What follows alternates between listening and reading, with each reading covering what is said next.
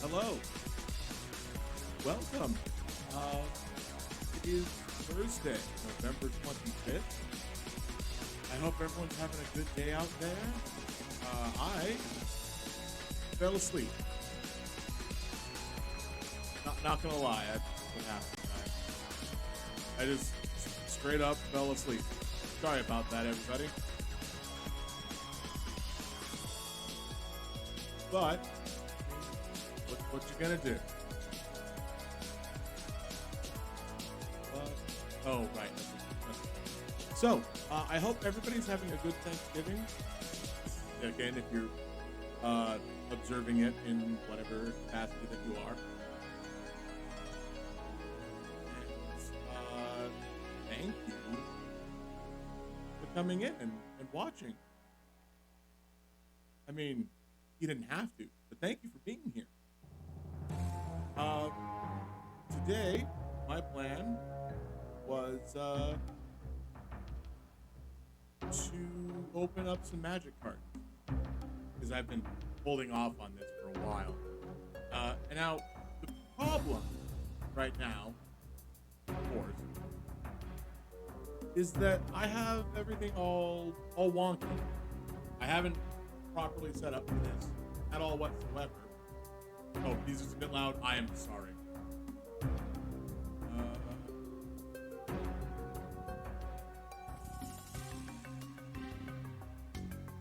Is that better or worse? I was still turned down from last night. That was the problem.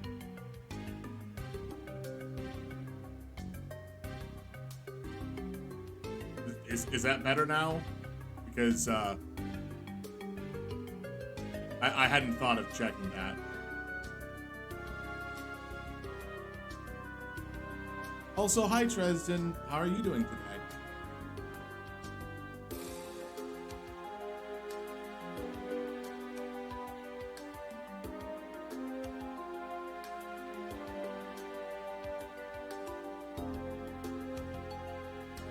Probably up my volume on my voice. Still? Even now? Alright, I will up that just a bit more. You ate a bird? Well, that's better than me. I'm not gonna lie, I had Jack in the Box. But so it goes. So it goes.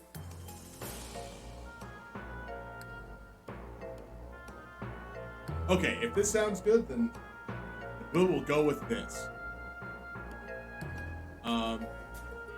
I wasn't sure if I wanted to play a game or do this card opening that I've been putting off for literal actual months.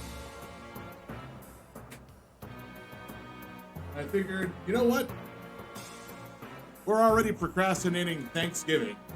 I may as well do that other thing that I've been pushing off. God, why do I not have anything that can open anything here?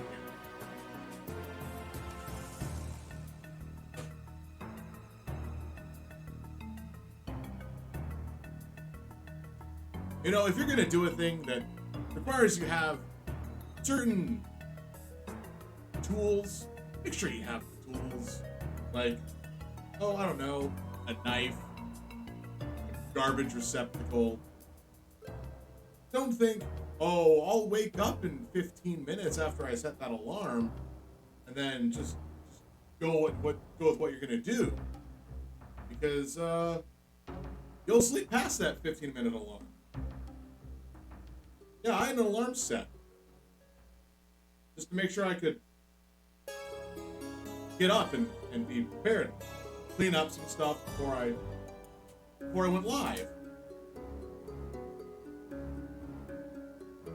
That alarm went off at 4:45.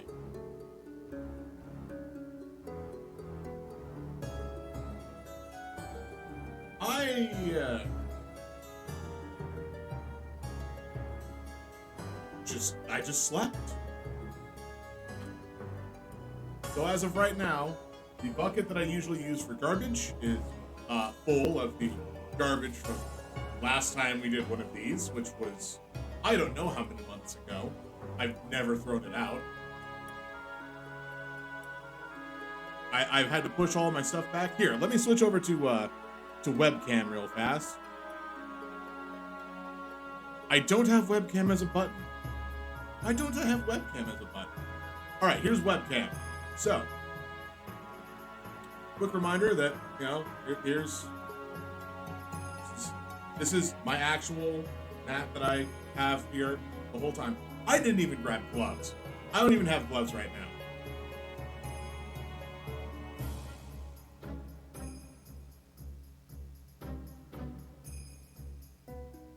And I'm working on figuring out how to get this the right spot. So, yeah, no gloves. You actually get normal fleshy fingers.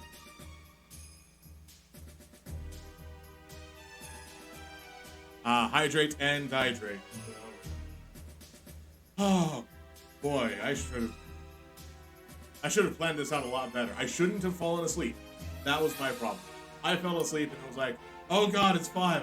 I told people I was gonna go live, and that's why I didn't go live until like 5:08.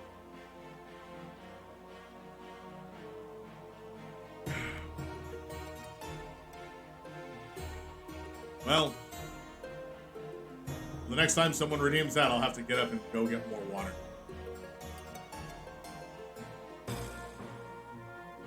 But that's fine. Hi, Rashama. How are you doing today?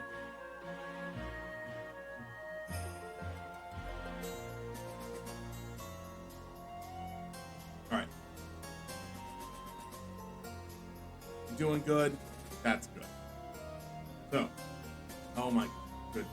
This is why I didn't want this thing set up this way.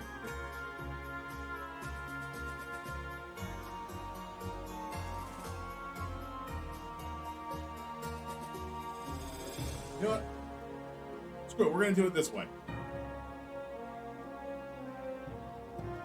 Camera's there.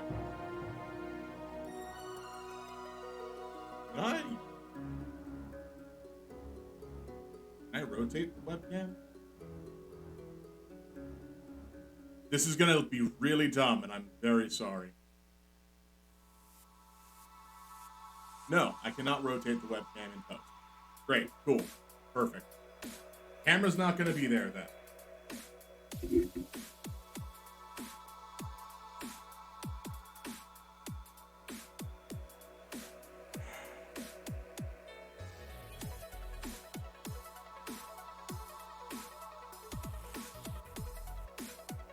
Either way, Fox, Innistrad, Midnight Hunt. This is the set of Magic that came out in October. A really good thing. I'm pretty adept at catching things as they're falling. The fortunate thing is I have no idea how to set this to make sure it doesn't fall, because I need it to look down, so I can have things in front of it.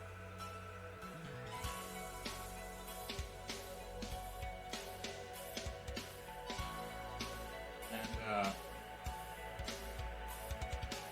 I don't know, who knows? You might inadvertently, you might catch a glimpse of my face or something. 'Cause that, with how tonight's going, you might get an accidental face reveal, as opposed to a purposeful face reveal, which is currently located on Inhuman's channel. If you really wanted to see my face, you could. There are ways to do that. All right. I haven't looked at anything that was supposed to be in these sets, so I don't know what's a good card. I don't know what's an expensive card. I'm probably not going to give the kind of reaction that people want to see. Apparently, I'm not going to be in focus either. Thank you, camera. But this is after they made they made a slight price change to set boosters. So initially, okay, I'm gonna go through a whole long thing right now. Initially, for Magic the Gathering, they had these things called Fat Packs, which they then changed to Bundle, to the title of Bundle later. So Fat Packs. Well, I've got this box that has candy in it. Dump the candy out, put the wrapper in. Done. Alright. Fat Packs had 9 booster packs in them, along with, a book or some lands. And some lands. And they were about roughly the cost of 8 booster packs. So it was usually a deal, an incentive to buy the Fat Pack. And then, after many years of having that set up, that was actually the place to get the books, the lore books that they had for Magic the Gathering. After many years of that, they changed that a Fat Pack would now have 9, 10, up to 9, then up to 10 booster packs. And they were keeping the same price. And it was great. Everyone had a good time. The Fat Packs were made of better materials, so people would use them to store their cards in. It was wonderful. And then, Innistrad Midnight Hunt happened. And they changed the Fat Pack setup to, instead of having 8 or 9 or 10 draft boosters, as what they are now referred to, the ones that you can use for draft, they now contain 8 set boosters. These are all set boosters. I'm saying that right now because apparently Wizards of the Coast may have thought that they needed another way to get people to buy set boosters. Why not have 2 products? Why change one of your products to be like, okay, we'll have a fat pack that's only set boosters now, so you can't just buy it and then 3 people can go draft. Because that's what you need to draft 3 packs. No, now you have to find some other way to get 3 draft boosters. And everybody else can go pound sand. But I'm not in charge of marketing. Let's see, what was I going to say? One of the enticing parts of the draft, or not the draft, the set boosters, is the possibility of a card from the list. I don't know what's on the list for either of these sets, but if we have a token on the bottom, that means we don't get a card from the list. So, well, that's kind of a bust. The other thing with the set boosters is there's always an art card.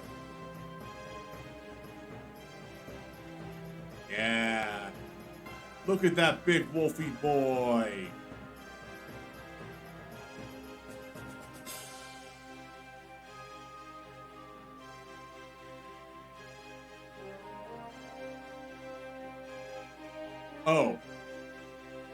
Oh, right. So, since this is Innistrad Midnight Hunt, there's going to be a lot of werewolf-based creatures and themes in these packs.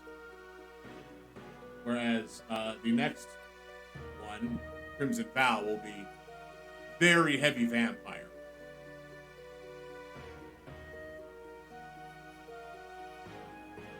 I do like this mountain, though.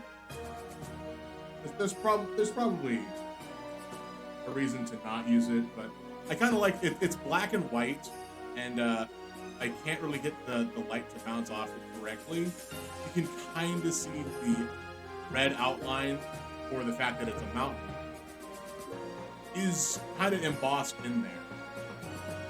You can definitely tell what it is. I do like those lands. We'll see if I continue to like them, or if something else comes up that startles me out of it. Let's see. First card, we have Ground Amalgam. It's a 5 mana for a zombie horror. 3/6. When it enters the battlefield, target player mills 3 cards. And then you can just pay 3 to make it not be blocked. That is... I mean, in the realms of blue, where you don't really get a lot of beat sticks, that's probably okay. Revenge of the Drowned, 4 mana for an instant. Target player, 3 and a blue. So, no, you're not really helping me out here, are you, Light? There we go. Target creature's owner puts it on the top or bottom of their library, and then you make a 2/2 black zombie creature with Decayed, which means it can't block. And if it attacks, sacrifice. So, I guess that's a keyword that they added, which sounds terrible, and I would not like to do anything with it. I hope that keyword does not stick around. Organ Hoarder. 4 mana zombie. It's a 2/2. When it enters the battlefield, look at the top 3 cards of your library, put 1 in your hand and the rest in your graveyard. That's actually pretty good. Blue getting a creature that allows them to pick a card is more often than not something that you fear. The only downside is it's pretty expensive. The cheaper the better. All right, then we have. Come on. Come on.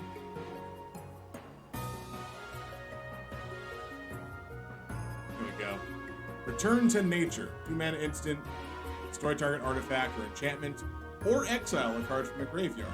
So it's like Naturalize, which is a 2-mana instant that reads destroy target artifact or enchantment, but you get more options. So it's now better than Naturalize. Strictly better. Borrowed Time is a 3-mana enchantment. When it enters the battlefield, exile target non-land permanent an opponent controls until this leaves the battlefield. It's not Oblivion Ring, it's the fixed one. Vanishing Light? No, I don't think that was it either. There's been so many cards that have had this effect with different names. Now, Oblivion Ring was not fixed one, so there used to be a trick with layering the triggers. Since this is all one phrase, it's all computed at the same time. Oblivion Ring had these two clauses of different phrases. Exile a permanent, and then when it leaves, return the permanent. So you can be like, okay, with the exile target on the stack, remove Oblivion Ring from the game, so the return trigger happens while the exile trigger's still waiting to happen. So then it would just get rid of a thing forever. And people abused that. Alright. Loyal Griff. 2 and a white for a 2/2 with flash and flying. It's a Hippogriff. That is one angry goose. We have figured out what happens when you graft a goose onto a thing. But when it enters the battlefield, you may return another creature you control to its owner's hand. Yeah, that's fine. That's great. Good cost, good ability, good creature. Oh. Harvest Tide Infiltrator. 3 mana, 3/2 with trample. And it's daybound. So I don't know everything about the day and night cycle. But that was something they tried fixing for the werewolves this go around. If it's daytime, anything with daybound on it is daytime. But the sun goes down, the moon comes out, it transforms. Come on. I'm trying to do a thing here. Okay. It transforms into the Harvest Tide Assailant. Look at that werewolf majesty. Now it's a 4/4 with trample. That's it. No other abilities. Just a 4/4. It just gets bigger and has trample. So 3 mana, 3/2. That becomes a 4/4 if it's nighttime. And this is apparently the showcase kind of order for this set. Yeah, get some ear scratching done. Nice.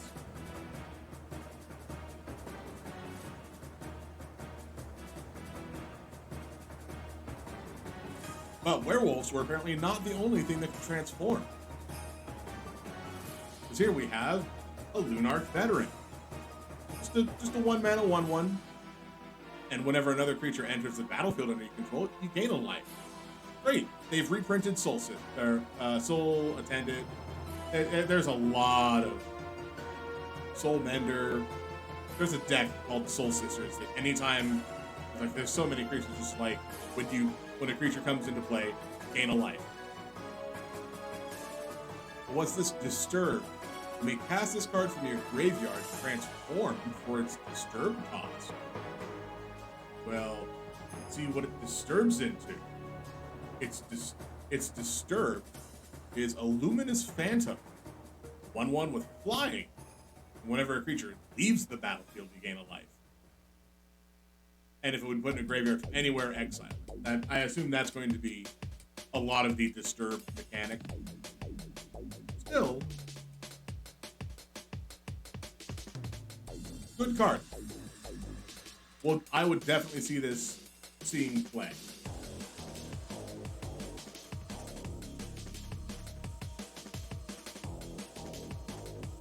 Oop, we have another frame. Spell Roon Painter, 3 mana for a human shaman werewolf. Whenever you cast an instant or sorcery, it's +1/+1 till end of turn. Alright, sure. But when it becomes night, it transforms into the Spell Rune Howler. Get that fleshy, just get that muscle in your eyes. That is a werewolf. That is a werewolf right there. And whenever you cast an instant or sorcery, it gets +2/+2 until it.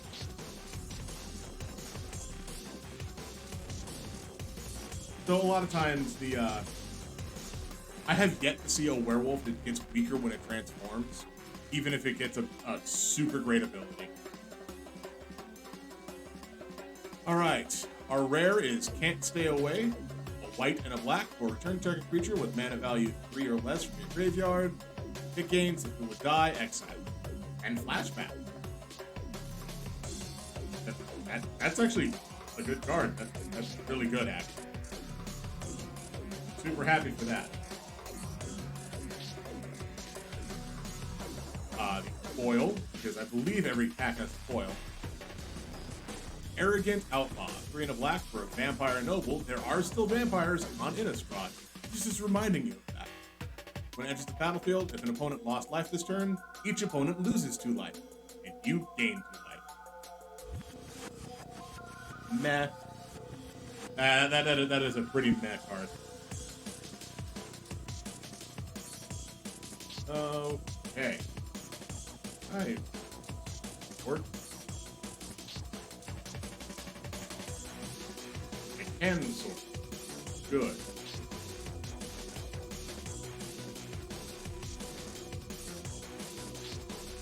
Awesome. When I look at the price of things that are not in Midgo, I don't need to see how much tickets something costs. It's not gonna help me here.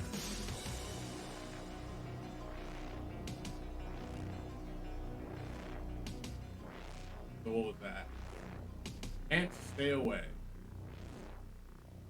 36. That's fine. I have a use for it. So I'm not going to complain.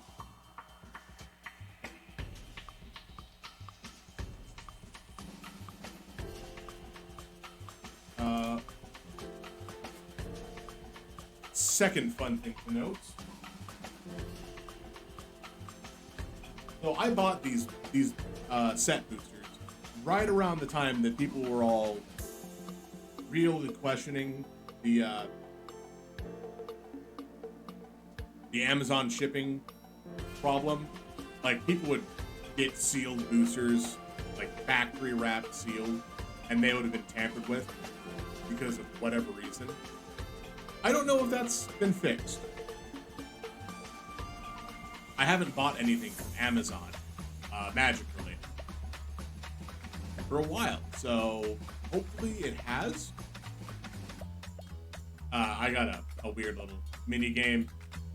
These are absolutely pointless and worthless to me. That they are worse than getting a token, because a token at least has in-game use. Let's see what the art card is. Oh, yeah. Yeah, we're going to be seeing a lot of big werewolf art. Where did I put the other one?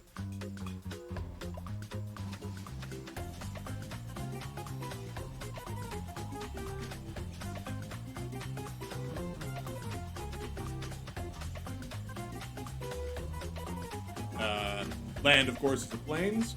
So far, each of these lands have been black and white. Like, the art is actually black and white, even though, you know, we have white mana. That's not going to be a question or concern I'm going to have. Just, maybe that's just going to be all of the lands. First, we have a Component Collector.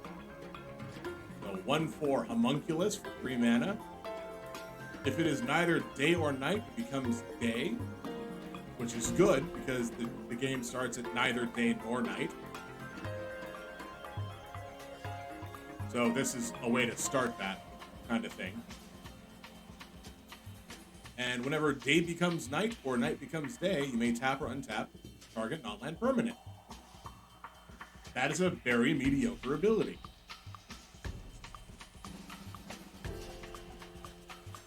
Let's see. Up next, we have the Unblinking Observer. 2 mana for a 2/1, also Homunculus. Remember, it takes 3 to make a tribe. There's well over 3 homunculi, but it has tap to add blue, spend this mana only to pay a disturb cost or to cast an instant or sorcery. Cool. Not great, but I can get behind it. And we have Startle. 1 and a blue, instant, target creature gets -2/-0 until end of turn. Make a zombie. And draw a card. If it was just make a zombie, I'd been fine with that. It can't block, so that's probably why they had to throw draw a card in there as well.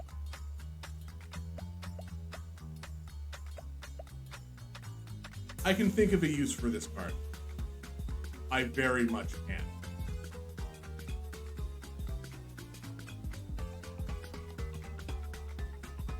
It's a dumb use, but it's a use.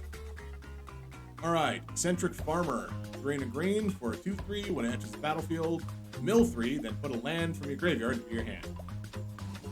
So you gotta hope, and you just get a land into your hand. I don't like this card, but we now have Peasant as a creature type. So remember what I said about it takes 3 to build a tribe? That's 1.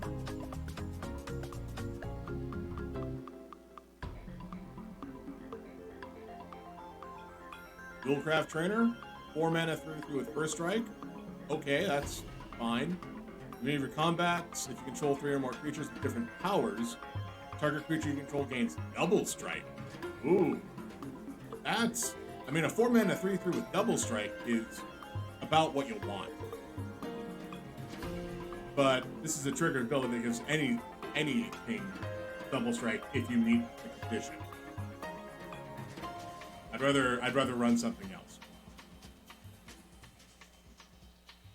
Dryad's Revival, 3 mana sorcery, return target card from your graveyard to your hand.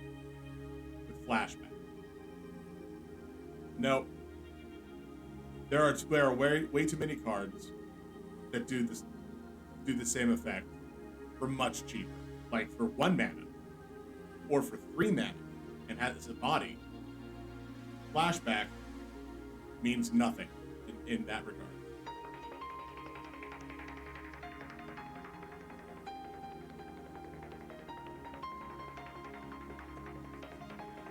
Up next we have Broodweaver Spider, 4 mana for a 2/4 with reach.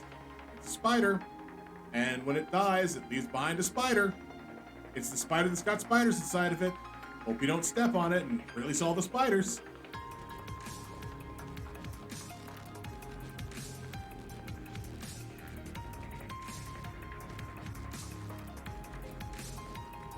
Alright, Daybound Liberator. 2 mana for a 2/2 with A1, sacrifice, destroy target artifact or enchantment. That's great. That's good. I'm on board. But what's it transform into?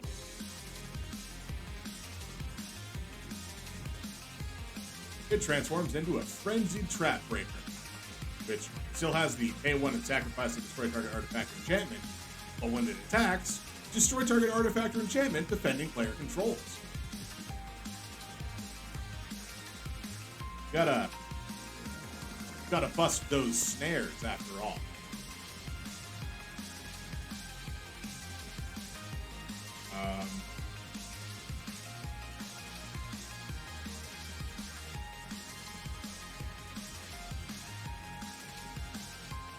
Shady Traveler. It's 2 and a black for a 2/3 with Menace. Or as some people would say, Menace. I'm not one of those. Sometimes I am.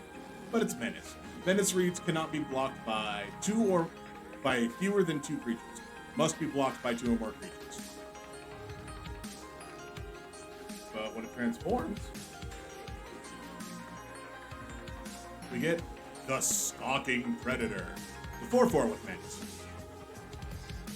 It's kind of a recurring theme where you get an okay creature and then it transforms and has like the same ability as the creature, but it's just a little bigger. Come on, start focusing better. At least focus on the art, because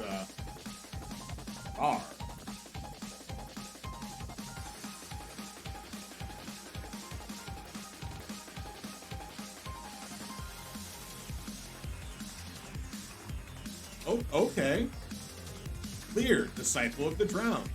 It's a 5-mana 3/4 human wizard that's legendary. It says spells cannot be countered. And each instant and sorcery in your graveyard has flashback. The flashback cost is equal to that spell's mana cost.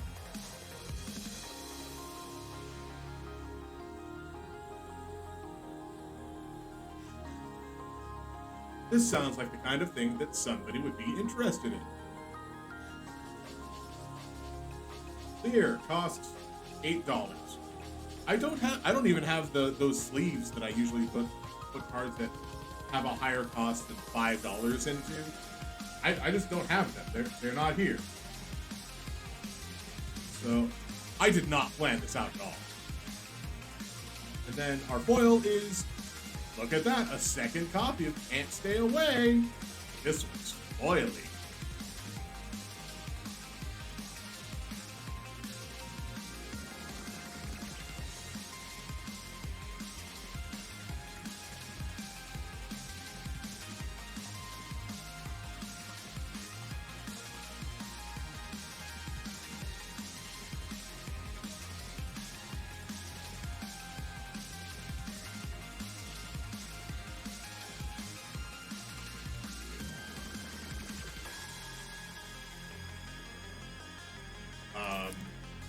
Fun note about the music playing right now, this is just all going to be Zircon because I couldn't be arsed to find anybody else to listen to on Pretzel Rocks. The last time I tried, I was looking for a very specific group, and they were unavailable. And they even say on their website that yes, they can be listened to on Pretzel Rocks. But I guess not. So as time moves on, things change. And more and more people are just wrong because of corporations.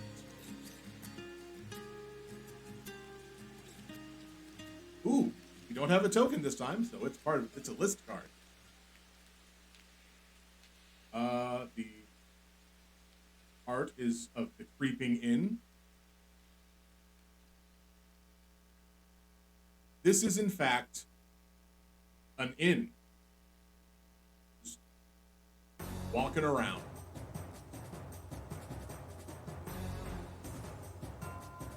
I can talk a little bit about the history of Innistrad, the Gothic horror set that became an Eldritch horror set and went back to being a Gothic horror set. Land for our pack is a foil black and white plains.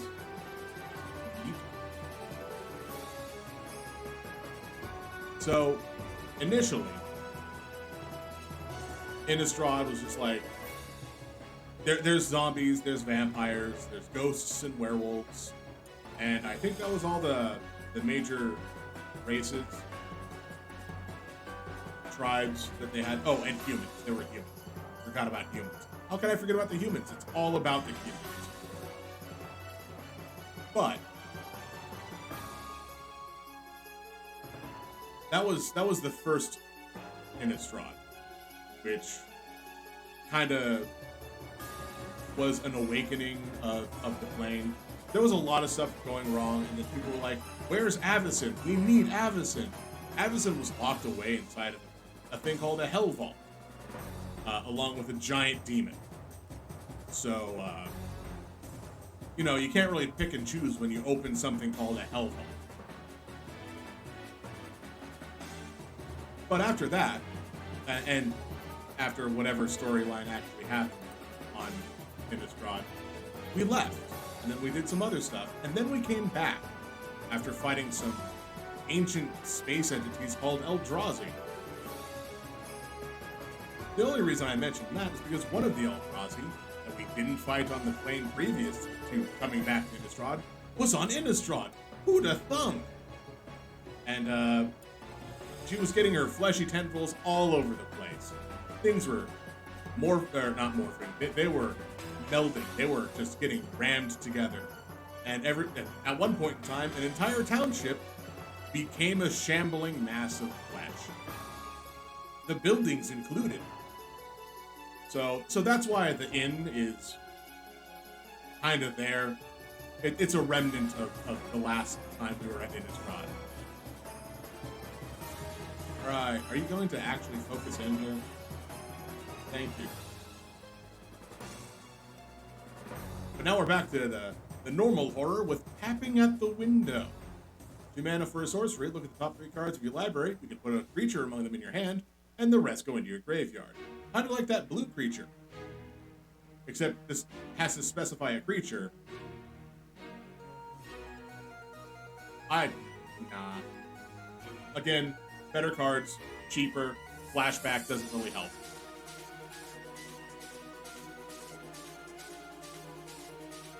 Shadow Beast Sighting. 4 mana, make a 4/4 beast with flashback. Nope. That is an unfortunate card. Because there's one that says that's the other way around. It's a 7 mana card with a 4 mana flashback. Let's make a 6/6 beast. It's way better. Evolving Wilds. This is a staple card. It thins your deck. Sorry, it's a land that has tap and sacrifice. You look for a basic land, put it onto the battlefield. Tap. So it's just like, okay, I'll put 4 of these in. That's kind of like 4 additional lands because it'll help me get the land that I need to have. Good to have, 100%.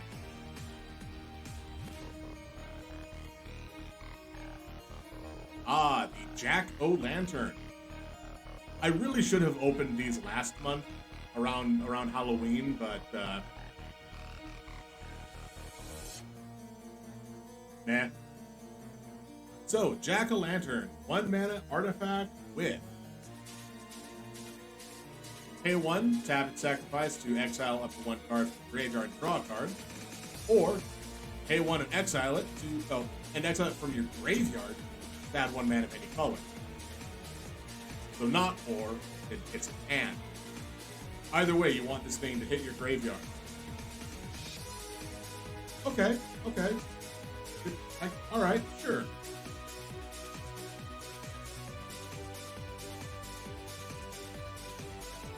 Rise of the Ants. 6 mana sorcery, make 2 3/3 insect tokens, and gain 2 life. So pay 6 for a 6/6, effectively. That's not that bad. And you can do it again later on. The only problem is it's a sorcery. If it was instant, great.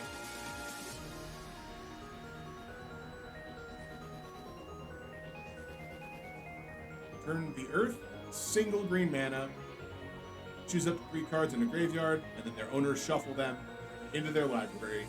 You gain 2 life. 100%. I wholeheartedly say that this is a good card. You should run this card, or some cards like it.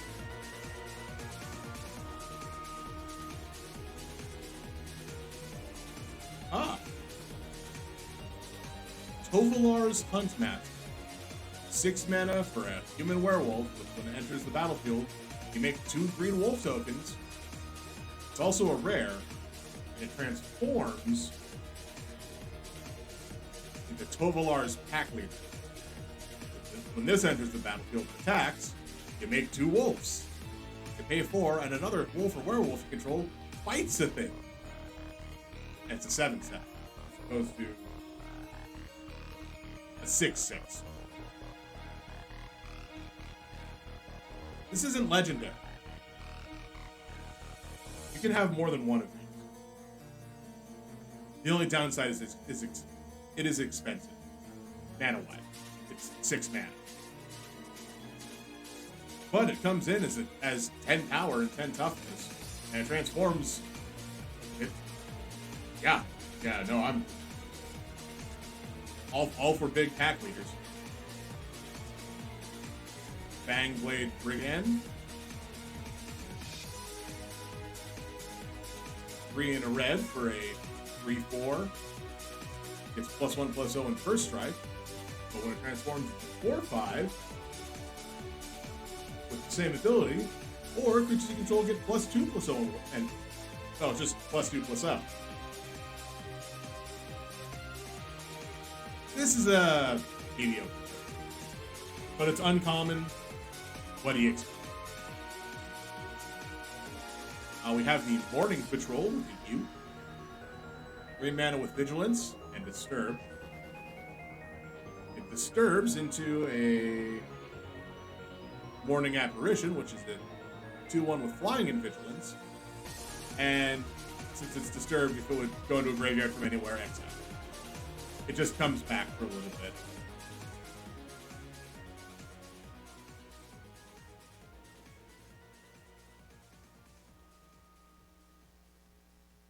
Fateful Absence. 2 mana, white, destroy target creature or planeswalker. Period. Its controller investigates, which they make a clue token. This is a great card. This is very, very aggressively costed. I wouldn't anticipate this thing costing less money than it should.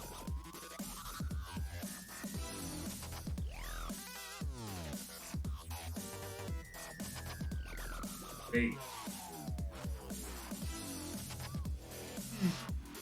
Huh. 350. That is less than I figured that card should cost.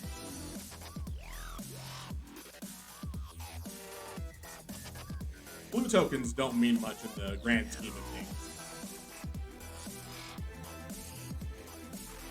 Harvest-Tide Sentry is our Coil. 1 in a green for a 3/1. Nice, good stats.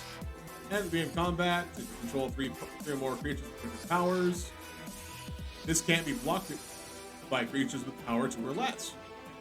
So it will hopefully always take out something that is bigger than it. The card from the list is Fact or Fiction. I have multiple copies of this card already. I'm not happy or excited. Some people might be. I'm not.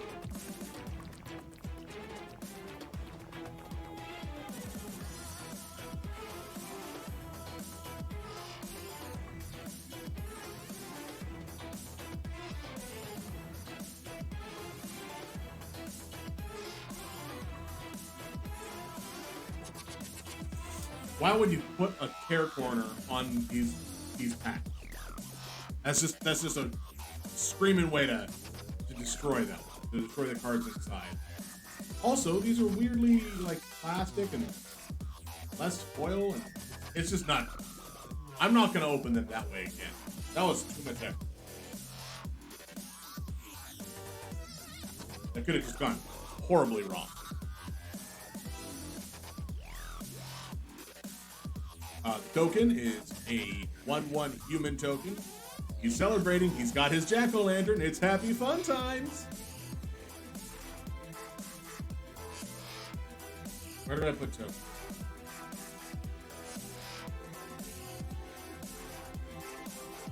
Let's see. Art Sigarda, Champion of Light. If I remember correctly, Sigarda was an angel.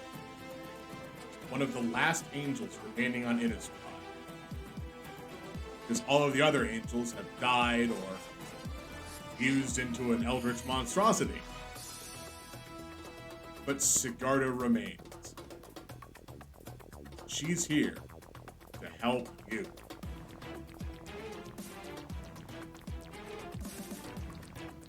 Mountain.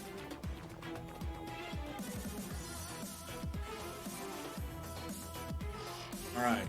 Candle Trap. 1 mana enchantment. Enchanted creature has Defender and prevent all damage to be dealt by it, but not to it.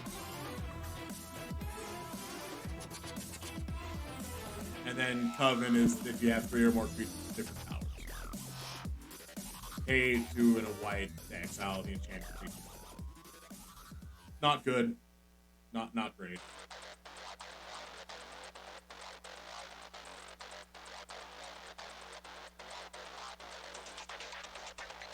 Okay, I like this card. Stuffed Bear. It's 2 mana for an artifact. With pay 2, it becomes a 4/4 green bear until end of turn.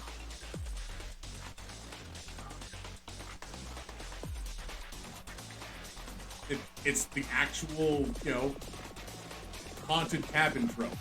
The big stuffed bear gets up and walks around. I love this. I love the fact that it's common, and I love the fact that it's an artifact. This can go in literally every deck. That just means that people aren't going to be, choosing it highly or running it at all.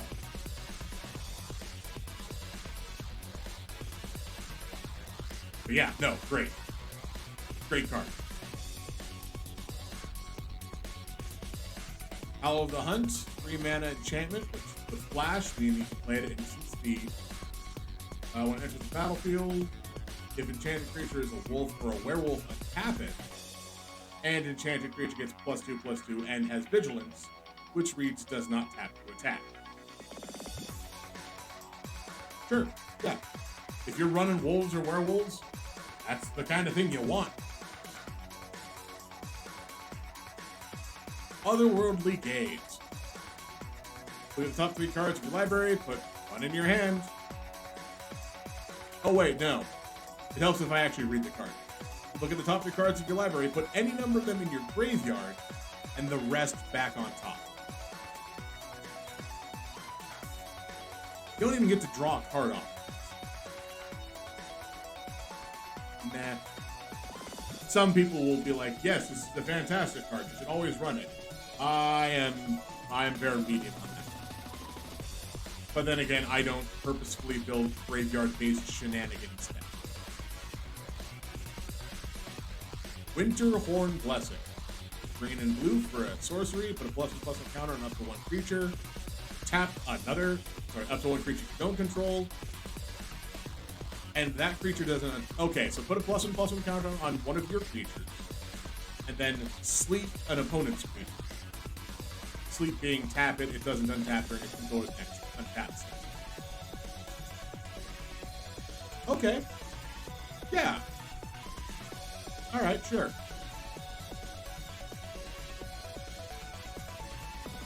And as we're in green-blue, let's keep going with the Rock Coil Creeper.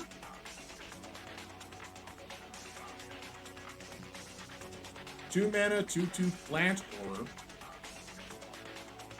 Tap to add 1 mana of any color. Tap to add 2 mana of any one color, but only to cast spells from your graveyard. Or you can pay 2, tap, exile it to return target card with flashback from exile to your hand. Ooh. Alright, little exile stuff for flashback and stuff. Nice, nice. Sure.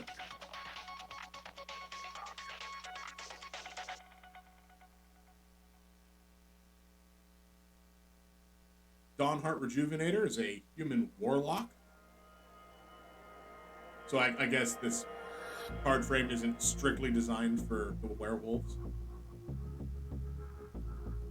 3 and a green, when it enters the battlefield, gain 3 life. And tap for any mana. This is bad. Like, I don't see people running this at all. But it is a green warlock.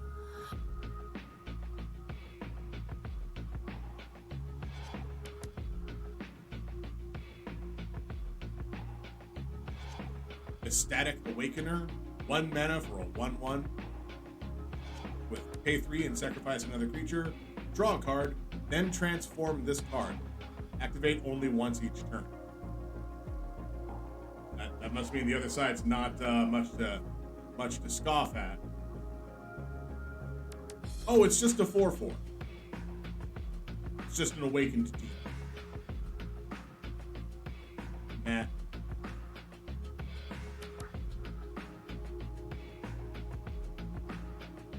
Harvesttide Infiltrator, we've seen this card before, but this time we have this regular art. And it's regular werewolf-looking art. Sorry about that, I just clapped my microphone. So that's what the normal werewolf looks like. It's a 4/4 with trample.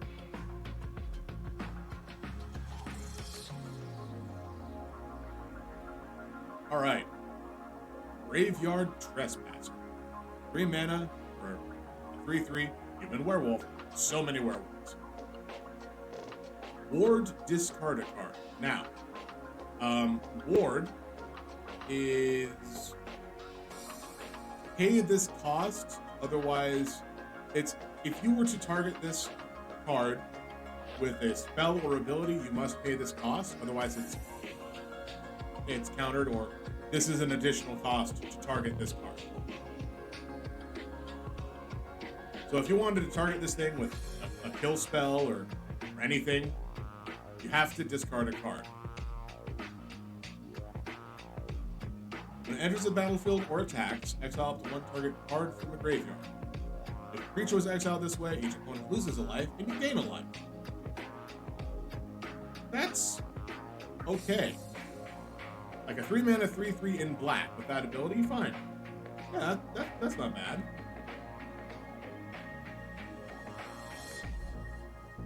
What's it transform into, though? Graveyard Blood. Let's see. Whenever it enters the battlefield or attacks, exile up to 2 cards. And for each creature, each opponent loses 1 life and you gain 1 life.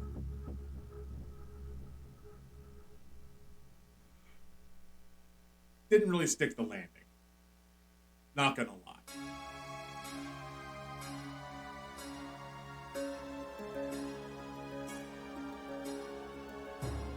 Coil is Cathar Commando. 2 mana for a 3/1 with Flash. Ooh. Oh, you are a good card. And pay 1, sacrifice it to destroy target artifact or enchantment. Yeah, 100%. At common? Nice.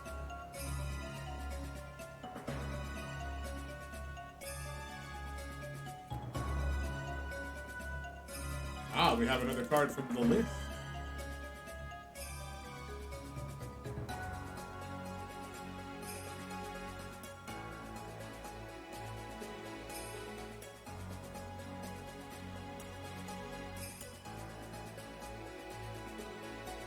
Overgrown Farmer.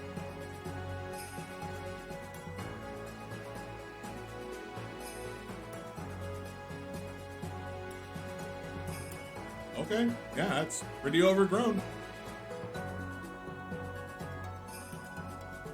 Our land is a very shiny black and white island. 270. I'll have to double check that one.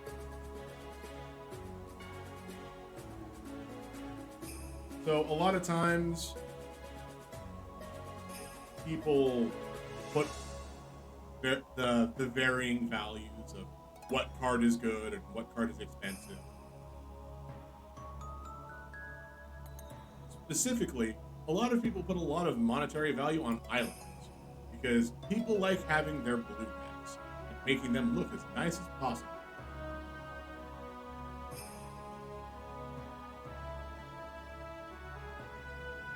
So my question is, this card, how much does it cost as a foil? Apparently, right now, it's $1 for the regular version of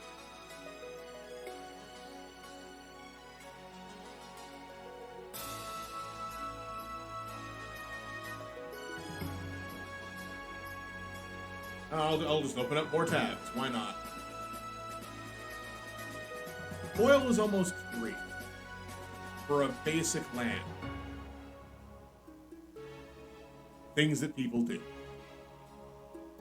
Alright, first card, Duel for Dominance. 1 and a green. For an instant, choose target creature you control and target creature you don't control. Come on. Then if you control 3 or more creatures with different power, but a +1/+1 counter on the chosen creature you control, then the 2 fight.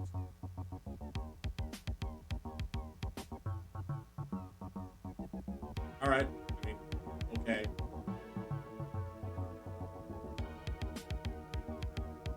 Shady Traveler, 1 mana 0/2, with just tap a creature.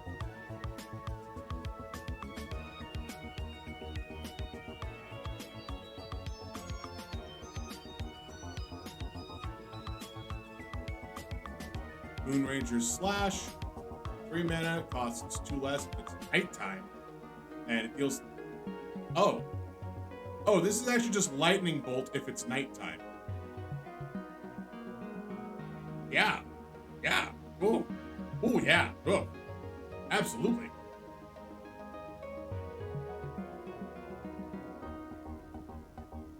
Electric Revelation, 3 mana instant, as an additional cost, discard a card and draw 2 cards. But it has flashback, so you can pass it from your graveyard.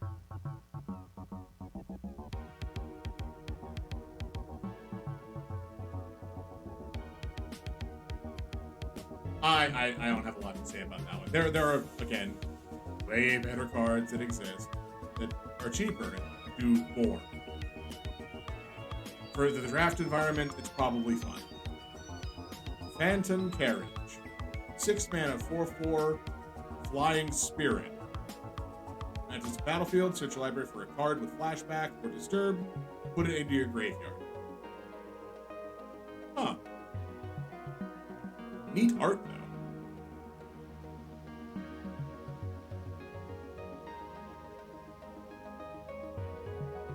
Faithful Mending, 2 mana, gain 2 life, draw 2 cards, discard 2 cards. Instant speed, perfect. This is exactly what white and blue wants to have.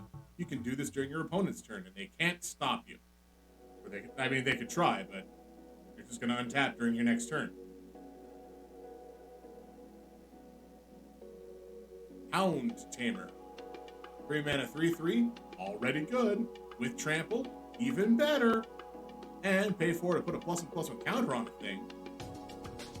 Let's see what it becomes. It becomes a 4 mana. Sorry, it becomes a 4/4 with trample, and other wolves and werewolves you control have trample. Ooh boy. But retains the 4 mana, put a +1/+1 counter on a thing. Still good.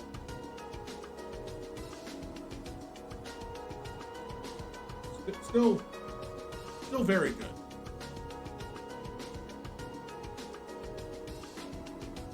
Let's see. Pestilence Naturalist. Red and a green. When it attacks, add a red or a green. You don't lose this mana at its end because they have to put that in just to make sure you don't end up hurting yourself. It transforms into other wolves and werewolves you control get the +1/+1. And when it attacks, add red or green. Okay. Alright.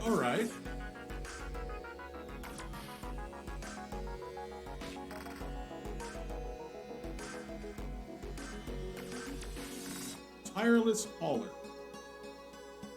5 mana for a 4/5 Vigilance. It just becomes a 6/6 Vigilance, doesn't it? Yep, just becomes a 6/6 with Vigilance. No, kinda missed that last one.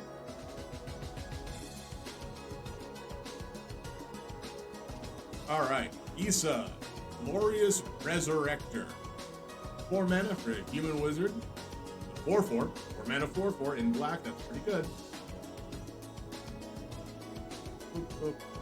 I'm just gonna look up her right now. Alright, cool. If an opponent If a creature an opponent controls would die, exile it. And at the beginning of your upkeep, put all cards exiled with Isa onto the battlefield under your control. They gain Decay, which means they can't block, and if they attack, they get sacrificed.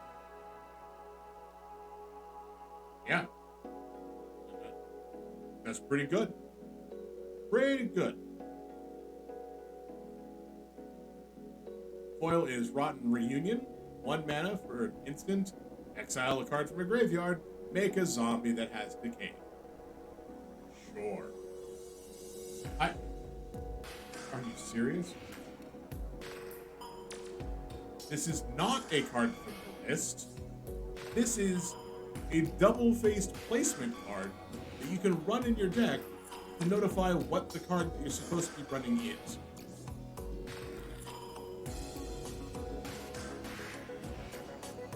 I am so mad.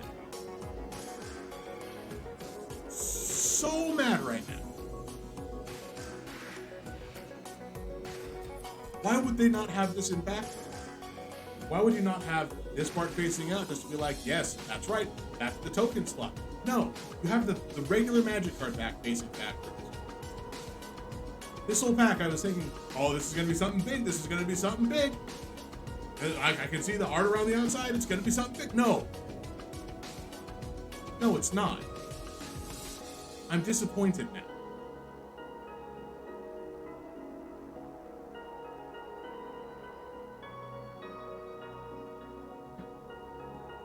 People use card sleeves that are thick enough that you don't have to use that.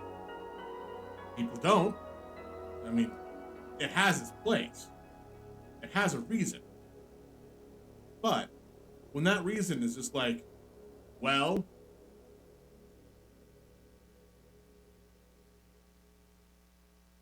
I don't know. It's a minor nitpick that I can have here. Just put it in a different spot. Put it before the foil. Because now, every time I see something that doesn't have a token on the back, is it going to be a card from the list, or is it going to be that stupid thing like this doesn't have a token? Is it going to be another one of those?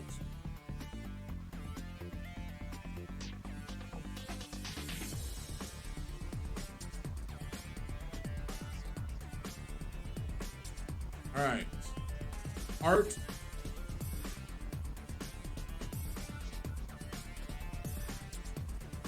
Come on. It's in on the art. Gotta see him.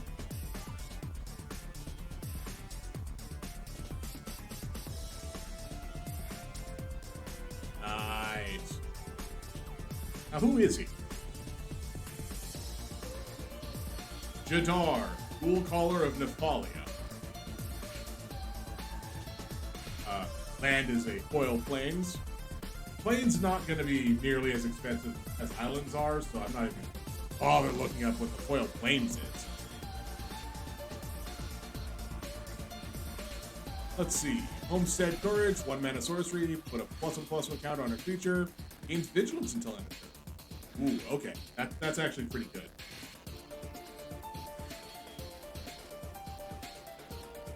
Unruly Mob. It's a 2-mana 1/1 with whenever another creature you control dies, put a +1/+1 counter on Unruly Mob. This card has been in every Innistrad set. Every time we've come to this plane, we've got an Unruly Mob. Not an Angry Mob, mind you. That's an older card. But specifically this card. Same art.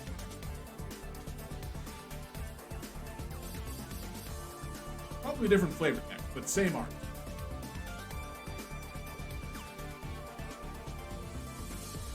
Ardent Elementalist. Oh, my ruling on that card, it has its place. It does. There are some great decks to run with it. Some that I even did. I don't know how it's gonna do in this standard environment. Alright, Ardent Elementalist. 4 mana for a 2/1. That's not good stats. When it enters the battlefield, return target instant or sorcery from your graveyard to your hand. In red, sure. If it was in blue, I'd expect it to have 3 toughness. Heart Rejuvenator. We've seen this guy, but this time it's the regular heart, as opposed to the fancy showcase heart. Come on, focus. A green warlock. Got the goat head on. That's an upside. Ominous Roost. 3 mana for an enchantment when it enters the battlefield, or when you cast a spell from your graveyard. Create a bird. It has flying and can only block creatures with flying. Bunch of birds.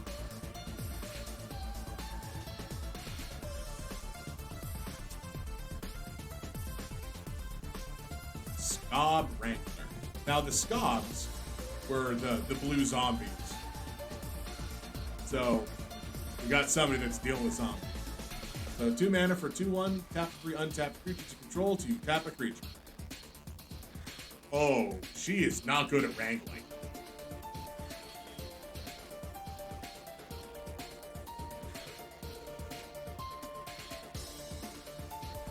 Village Watch, 5 mana for a 4/3 with haste.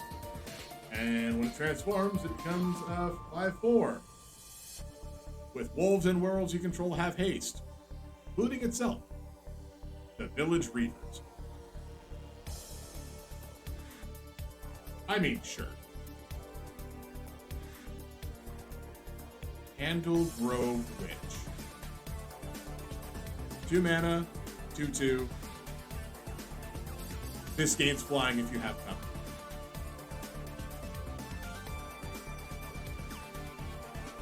Not free. Mysterious Tome. 3 mana, artifact, tap 2, tap, draw a card, transform it. Transform into the Chilling Chronicle. It's a pop-up book, which is pay 1, tap, and tap target non-land permanent, transform it back.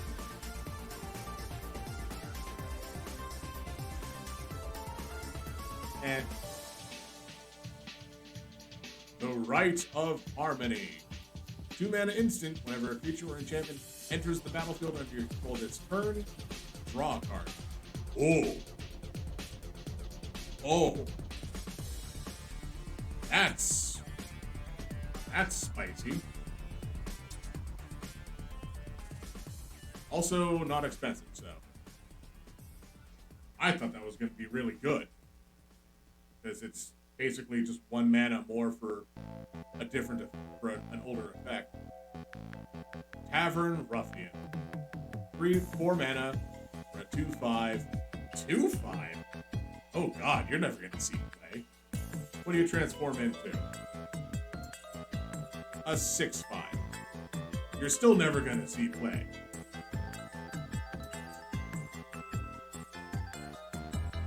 And this is the card from the list. Orcish Lumberjacks.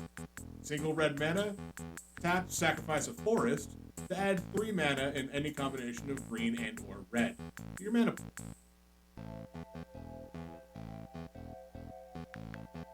It's fine. It's fine.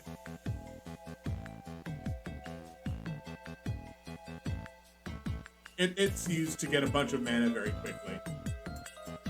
Like, you can be like, okay, it's turn 2, I have 5 mana available. So, you can do dumb things, but it costs you your resources. I have a token, so no question about a list card this time around.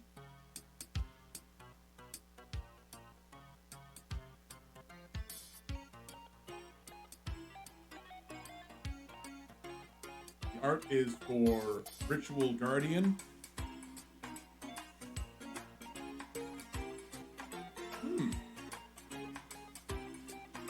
Guarding that ritual.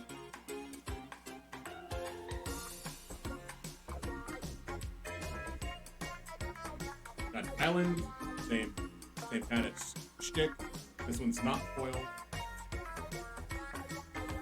It's still nice. Yes, they finally made a card with the best title. Defense Straight. You ever wanted to throw someone out a window? There's a word for that. 3 mana, destroy target creature without flying. Because if you try throwing a bird out a window, it's not gonna kill it.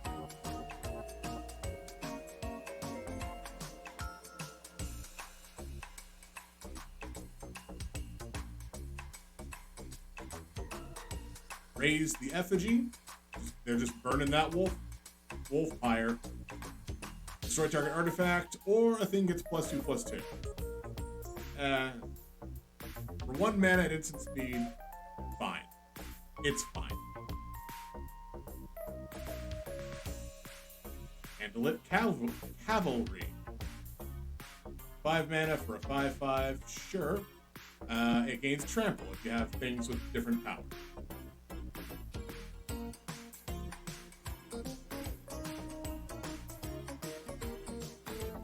Ramble armor. When it enters the battlefield. Oh, it's an equipment. I thought it was an enchantment. Oh yeah, okay, never mind. This is actually pretty good.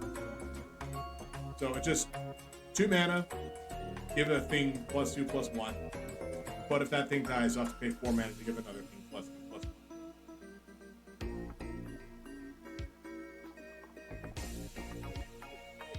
Ooh, more fancy cards.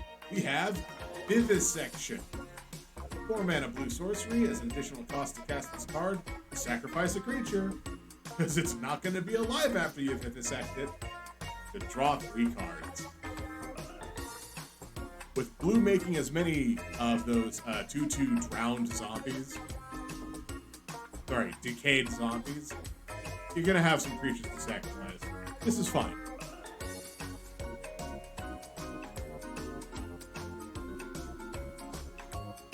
Necrosynthesis. 2 mana aura. Enchant creature has when another creature dies, put a +1/+1 counter on this creature. Nice. And when enchanted creature dies, one of the top X cards, where X is its power, put 1 in your hand and the rest in the bottom in a random order. Ooh. Okay. Fine. That is a fine card. Shady Traveler. We've seen this guy. Even this version of him. Tavern Ruffian. This one's not foil. And it's the different art. So I feel okay with flipping it to see what he looks like as the Tavern Smasher. Yeah. That's okay. The card's bad. The art's fine. Hey, it's the Shady Traveler again. We had 2 of those in this pack. Stalking Predator. That's what the art for Stalking Predator is. So that's one of the upsides of all these transform cards. You get so much more art to look at.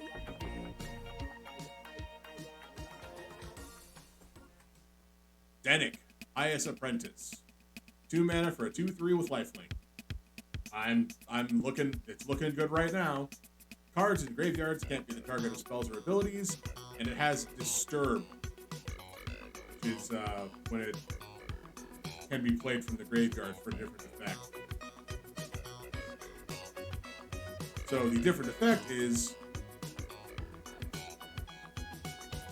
whenever 1 or more cards are put into your graveyard from anywhere invested, but this ability only triggers once a time. If it was period, that would have been great. Once a turn, not so much.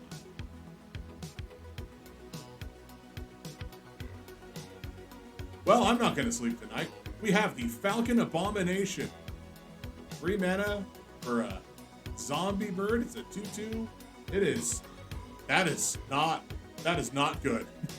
When it enters the battlefield, you make a zombie. But oh boy, I'm gonna leave that up here for just a tiny bit longer. But oh gods, Never so much have I seen a pack of cards with just the best names. This is in fact an abomination. Ugh.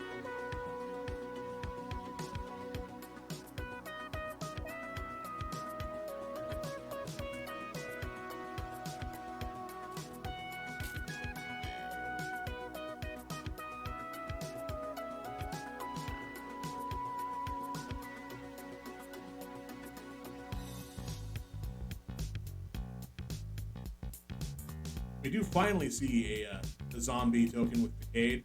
This is what it looks like. It's actively using its hand as a club. That's why when it attacks, it falls apart. Art is for Tovalar Dire Overlord, which I believe is one of the werewolves. Legendary werewolf, but this one's not transformed, and it's designed. So you get Muscly Man before Muscly Man becomes Hairy Muscly Man.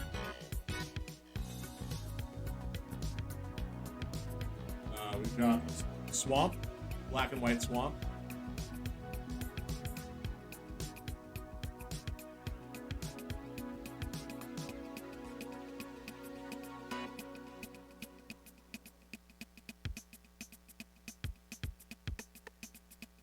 I might not get to the box of Crimson Vow. I might just be like, okay, one box of magic is good. I'll put it back in the vault. The Disney vault. We'll get to it next season. It's already 6:30 and my eye hurts for some reason. But all right, Burn the Accursed. 5 mana, deal 5 damage to target creature, and then 2 damage to that creature's controller. If the creature would die this turn, exile it. But what if its controller would die this turn? Give me some information, Magic cards. Immolation. Oh, they reprinted Immolation. 1 mana enchantment aura. Enchanted creature gets +2/-2. This is just very fast. Hey, you want to set your fist on fire to deal a bit more damage? That's what this is literally doing.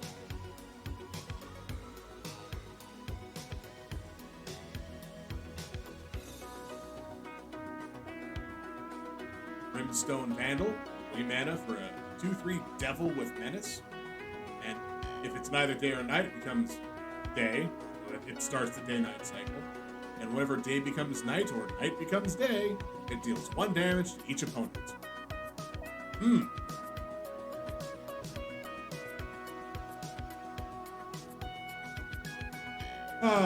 Timberland Guide. 2 mana 1/1 when it enters the battlefield, put a +1/+1 counter on a creature. This is a reprint. This has been printed before. They reprinted it.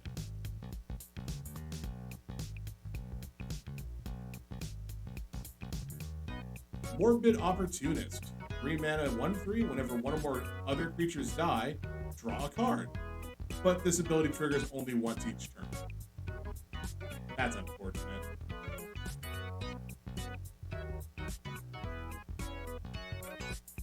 Foolish Procession. 2 mana enchantment. Whenever one or more non-token creatures die, make a zombie. Only triggers once each turn. You already have the stipulation of non-token creatures. Just make all of them. Have this cost 1 more mana, make it rare, and remove the only triggers once each turn. Ooh. Fancy Dennet.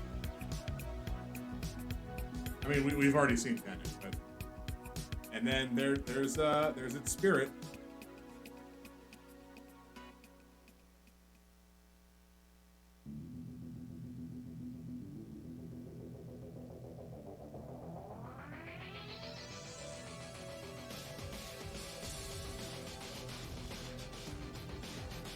Really? That's the name you're going to go with this? Alright, sure. 3 mana for Bird Admirer. So 1/4 with reach. It's an archer. It's going to shoot down all of the birds. Let me guess, when it transforms, all other wolves and werewolves have reach. Actually, no, all wolves and werewolves. No, it's just a 3/5 with reach.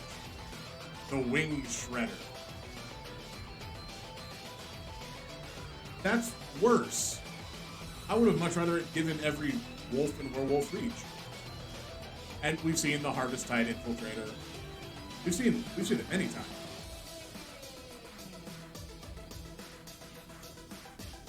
Ooh, burning down the house. 5 mana sorcery.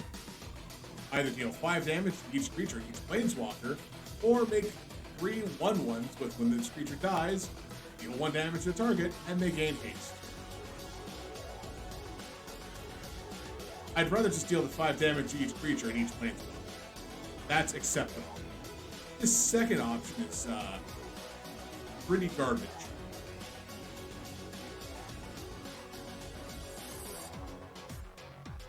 Coil is Gavany Town Guard.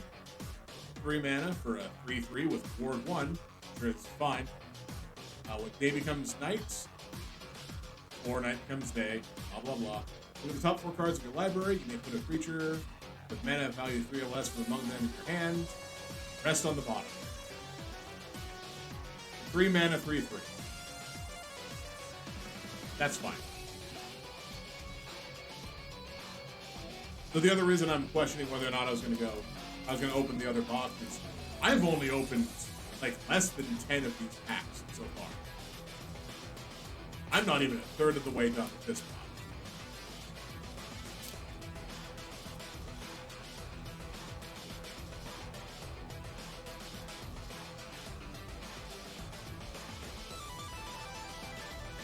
So who knows? I have a night indicator.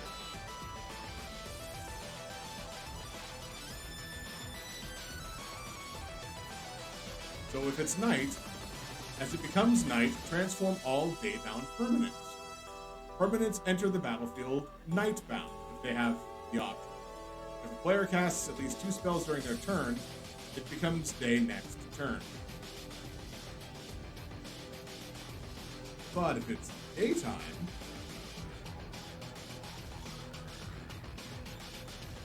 it becomes day or night, or it becomes day or night if a daybound permanent enters the battlefield.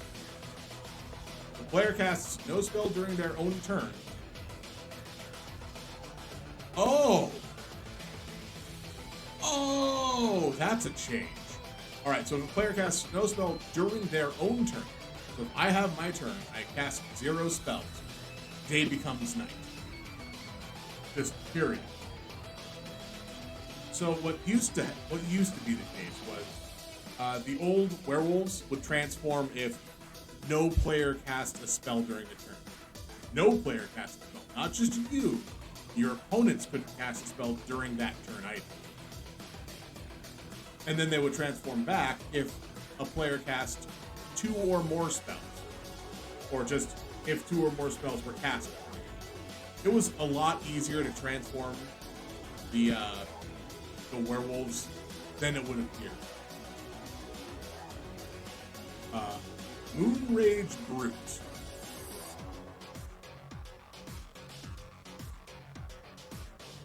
You get a lot of good werewolf cards. Got a forest that's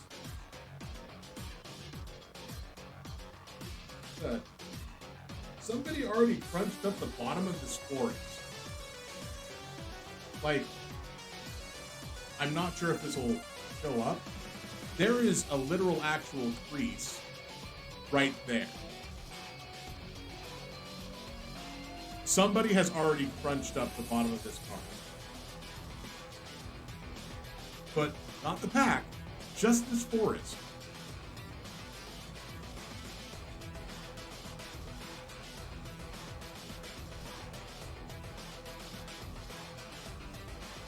So that's an annoyance. Oh well. We have Festival Crasher, a 2 mana focus. 2 mana 1/3. Whenever you cast it consider sorcery, it gets +2/+0. Okay, sure. There are some good cards for that. Path to the Festival, 3 mana, search your library for a basic land card, put it on the battlefield tapped. Then if there are 3 or more basic land types in the lands you control, scry 1. It was so close. So close, and then it just fumbled at the end. Also, it has flashback.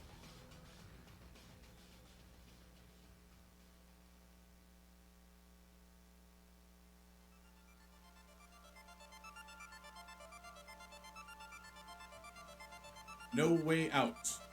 3 mana sorcery, target opponent discards 2 cards, and you make a zombie. And the maze-like path. Oh, sorry, that's the Earth Wall. My bad. I misread that. It's whatever. Again, we're working with a lot of cards that existed that have been changed just slightly to be able to work with this set. Harvest-Tide Sentry. I believe we've seen her before. Yep, the 2 mana 3/1 that when it enters, or not when it enters, when it attacks, if you have multiple different powers, it can't be blocked by creatures with power 2 or less. Not as good as the white one with Flash. I'd much rather the white one.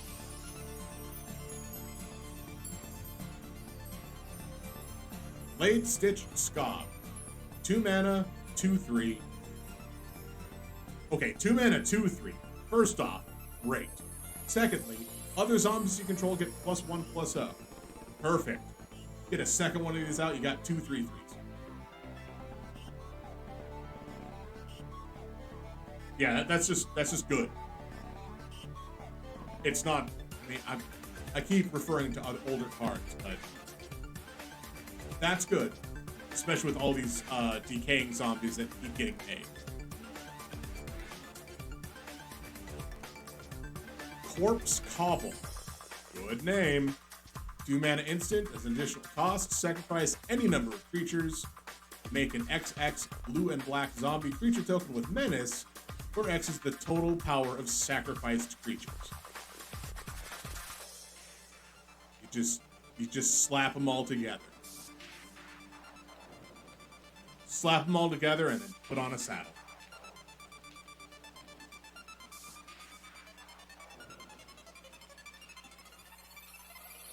Gisa, Glorious Resurrector. Different art. We have seen her before. So I'm not going to worry about reading what she does.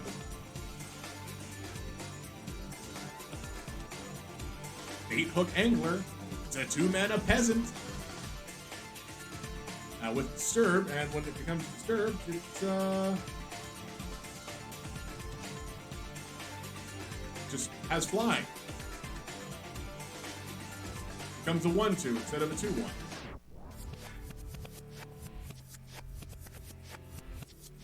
I mean, it's a common card. I'm not sure what I expected the power level of that to be. That's kind of about right, especially for blue. Mystic Skull, 2 mana. Pay 1 and tap to add 1 mana of any color. So it's a way to shift mana colors if you have a lot of one, but you need some of another. But you can pay 5 and tap, transform it. And it transforms into the Mystic Monastery. Sorry, Monstrosity. Mystic Monastery is a different card, which is a 5/6 that reads: lands you control have tap to add 1 mana of any color. Okay, yeah. I mean, you get to the point where you're using it a bunch, you may as well, right?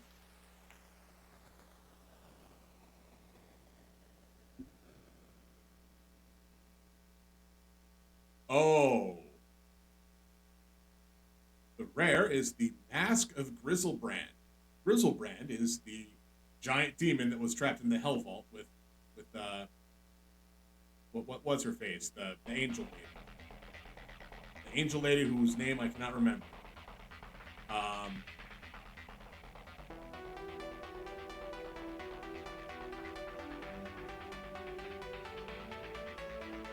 I wish I could remember what her name was, but I can't. So, 3 mana, for an equipment. Equipped creature has flying and lifelink. Great. Costs 3 to equip. Perfect. And whenever equipped creature dies, you may pay X life or X is its power if you do draw X cards. That's not quite what Grizzly Brand did, but it's close. Probably not terribly expensive. Avacyn. That's what the name of the angel was. It was Avacyn. Let's see, and then we have Famished Foragers, a 4-mana vampire. A 4/3, that's okay. And when it enters the battlefield, if an opponent lost life this turn, add 3 red mana to your mana. So if an opponent lost life, this becomes a 1-mana 4/3. But you need to have the 4 mana already.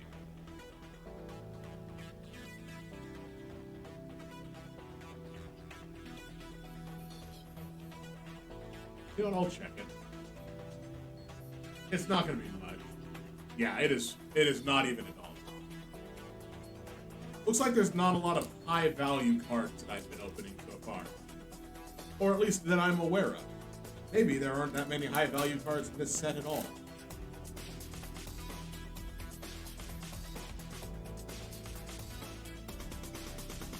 Maybe I should have just held on to this box set and just let it sit and gain value.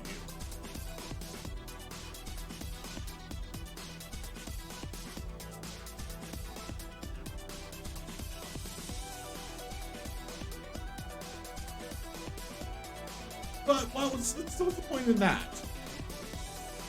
We open these cards because I have not seen these, and I want to see what they are. I want to see what they do. And sometimes we may get cool art like this Wing Shredder, like we've definitely seen. Look at it, just destroying those birds. They deserve it.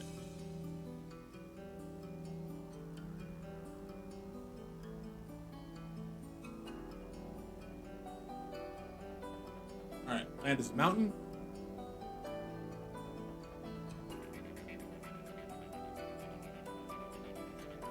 And we have Diagraph Horde.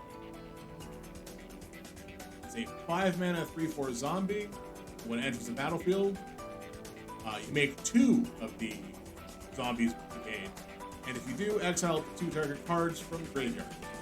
They don't have to be yours. You don't even have to do it. It's up to 2. You could choose 0.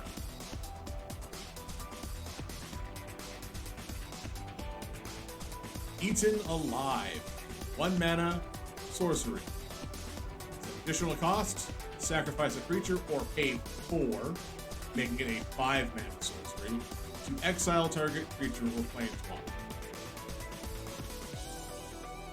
The white one, the white instant, which is the white instinct, which reads destroy target creature or planeswalker, its controller investigates, is way better than this. Way better. I mean, sure, you're getting a lot of zombies, so you might have sacrifice fodder, but still. Ritual Guardian. Give a thing lifelink if you have. Oh, sorry, it gains lifelink if you have Coven. 3 mana, 3/2. Nah.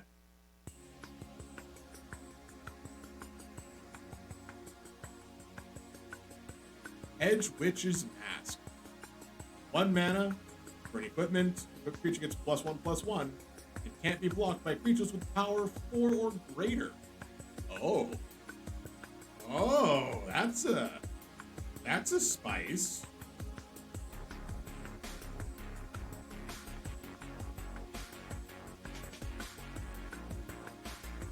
And it's everybody's favorite creature, everybody's favorite person that want to see it the safe way at night. It's Flesh Taker. Yeah, you can just see that hopping out of the eye, turning the corner directly towards it, and then going into the next aisle because it's time for soup. So 1 and a black for a 2/2 Human Assassin. Whenever you sacrifice another creature, gain a life and scry 1. And 1 and sacrifice a creature, give +2/+2 until your turn. Nice.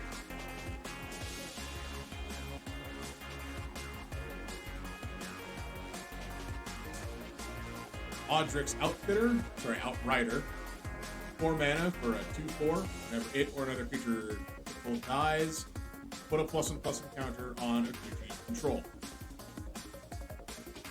I'm not super excited by it. Dawnheart Rejuvenator. We've seen this both times. Both arcs. Lunarch Veteran. We've seen this card too. Yeah, that guy. Shady Traveler. We're seeing cards that we've already seen.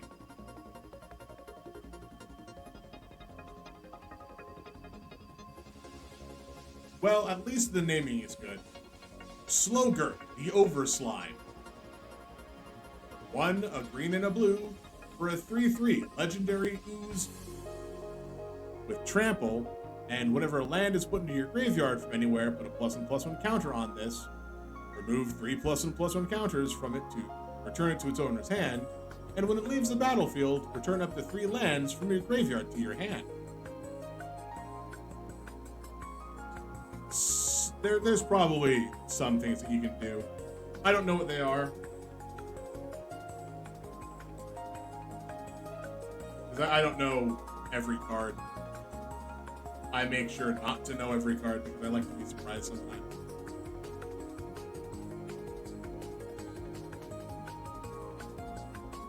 Shipwreck Sifters. 1 and a blue for a 1/2 spirit. When it enters the battlefield, draw a card and discard a card, and whenever you discard a spirit card or a card with reserve, put a +1/+1 counter on this. At least it fuels itself a little bit. It might be a 2 mana 2/3 to start with. Alright, that is the first stack. 10 set booster packs.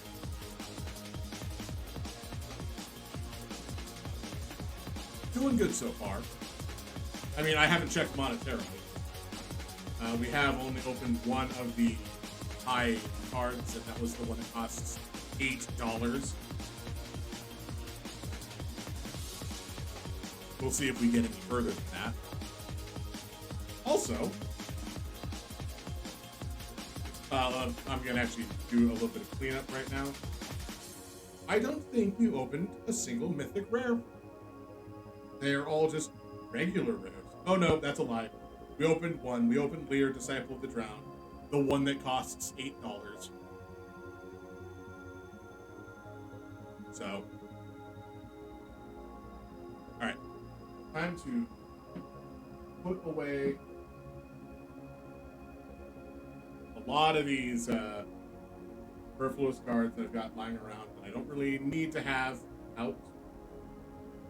Because, you know, it's good to keep track of them while doing this, doing the setup and opening part. But I don't need to have them now when I'm doing the second stack.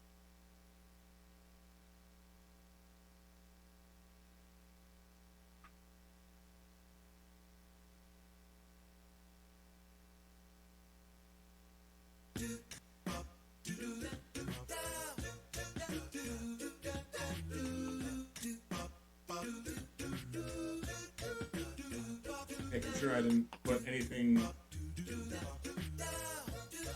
in the wrong pile, of course.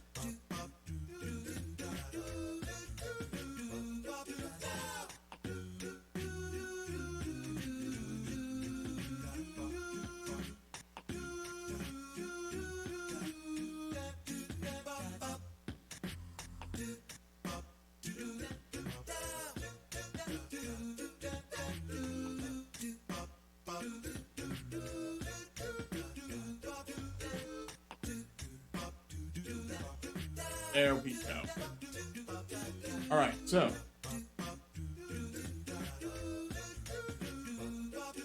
This pack did not have a token. But it does have art for Teferi, who slows the sunset. Everybody's favorite planeswalker, Teferi. He's a time mage. he causes problems. Once he made a device that allowed him to make fart noises in class. He probably wants people to forget about that. Land is a swamp. Then we have Howl of the Hunt, which we have seen. +2/+2 in Vigilance.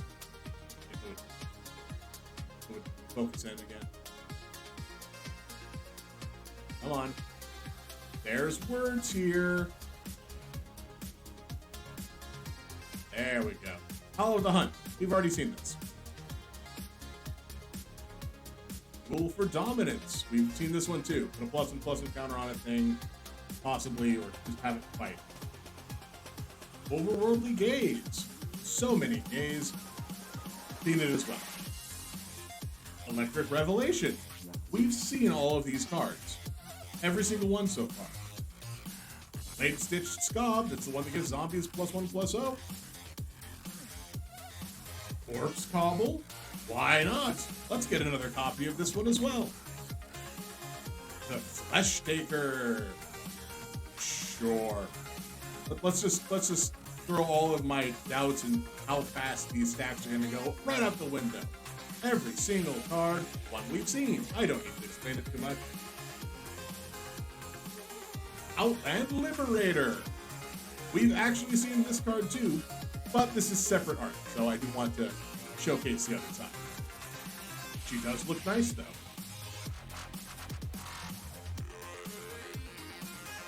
And there is the Frenzied Trap Breaker art. That looks nice. So I will say, we've still seen that card. I don't have to talk about it. How many of these Shady Travelers am I going to get? So many. Okay, here we go. Curse of Sunken Faith. Sorry, no. Shaken Faith. 2 mana, it's a curse. Whenever enchanted player casts a spell other than the first spell they cast each turn, this deals 2 damage to them. I'm glad it's not a rare that we've already seen, but it's not great. Oh, and our foil is your boy Tavern Ruffian, the same foil we've gotten already. Like, we've already gotten that one in foil, in that art. And the card from the list is a Felwar Stone. 2 mana artifact. Tap it to add 1 mana of any color that an opponent's land could produce. It's reasonable. It's a 2 mana artifact that produces mana. Very mana. It's not just like it produces 1 specific mana. So any deck can use it if you're not picky.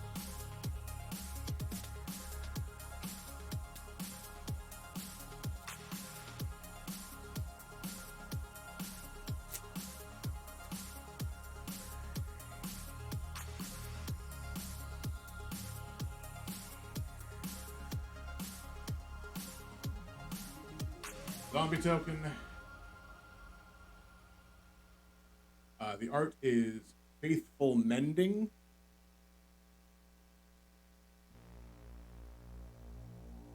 Which I don't think we've actually seen yet.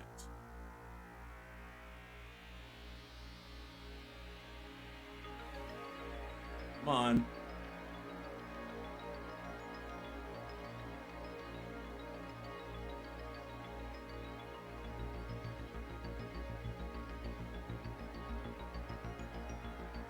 Well, this is probably because a lot of... So remember how I said this is the 3rd time we've gone to Innistrad?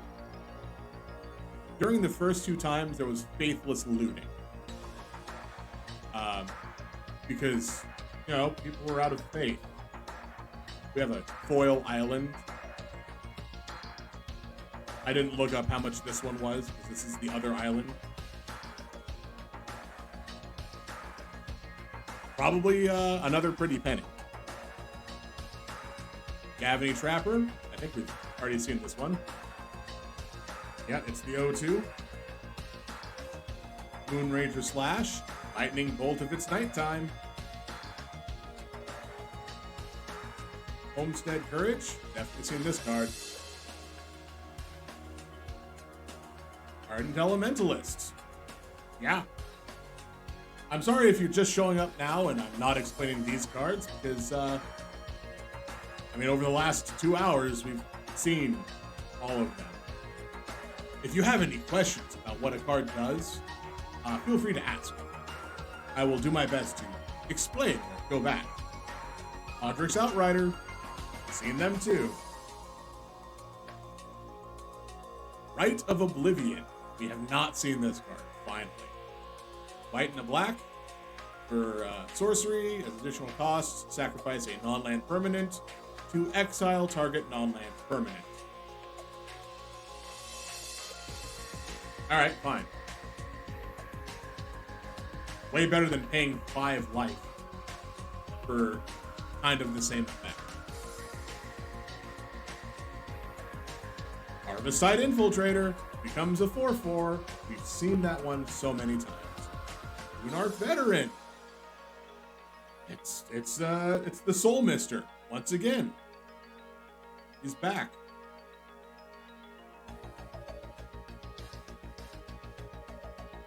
Burly Breaker. We have yet to see this one. So 5 mana for a 6/5 with Ward 1. And finally, something that explains what Ward does. Okay, it has a spell or ability that an opponent controls. Counter it unless that player pays 1. But when it transforms, it has Ward 3. It's an 8/7. Okay, I was thinking it was going to give all other werewolves Ward.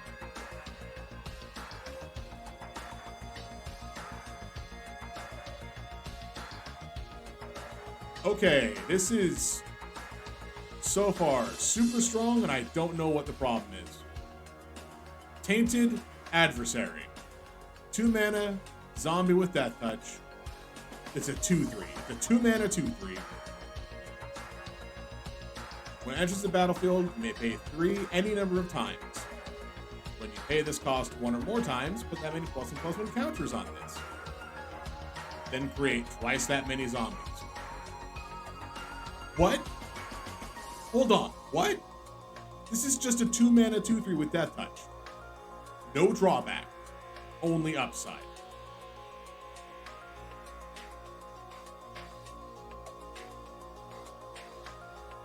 It is $7. Okay. I'll accept that.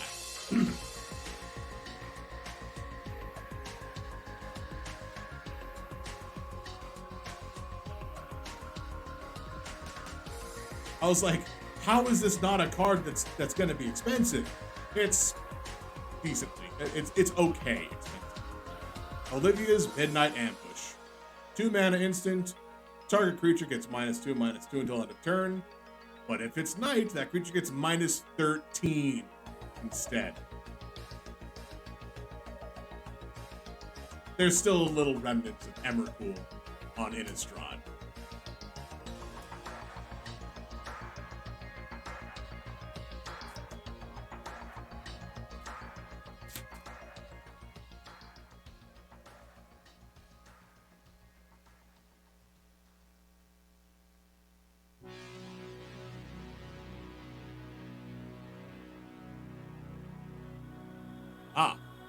Art card is Untamed Pup.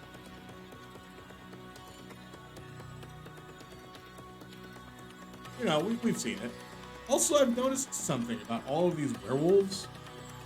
Somewhere in their art is a wolf. So keep an eye out for it. You got a mountain? Got a land?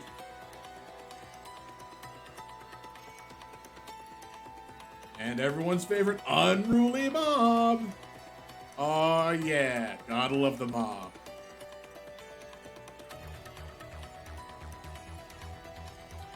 We've got Defenestrate. Still, I just love the fact that we have this as a card now. Gone Heart Rejuvenator. We've seen this before. Oh, you're new.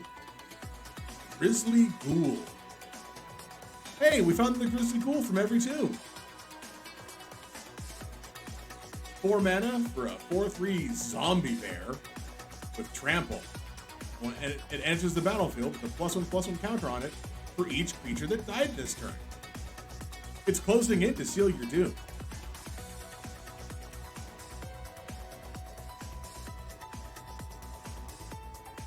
Diregraph Rebirth. Costs 1 less for each creature that died, but return target creature from your graveyard to the battlefield. Nice. Good old resurrection effect.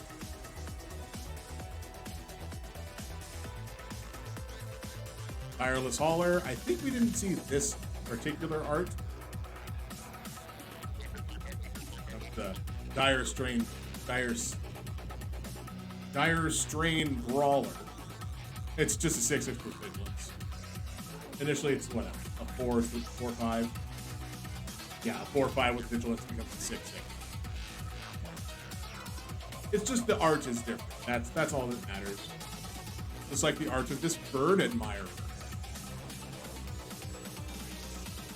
But since we have new art for Bird Admirer, we have new art for the Ring Shredder.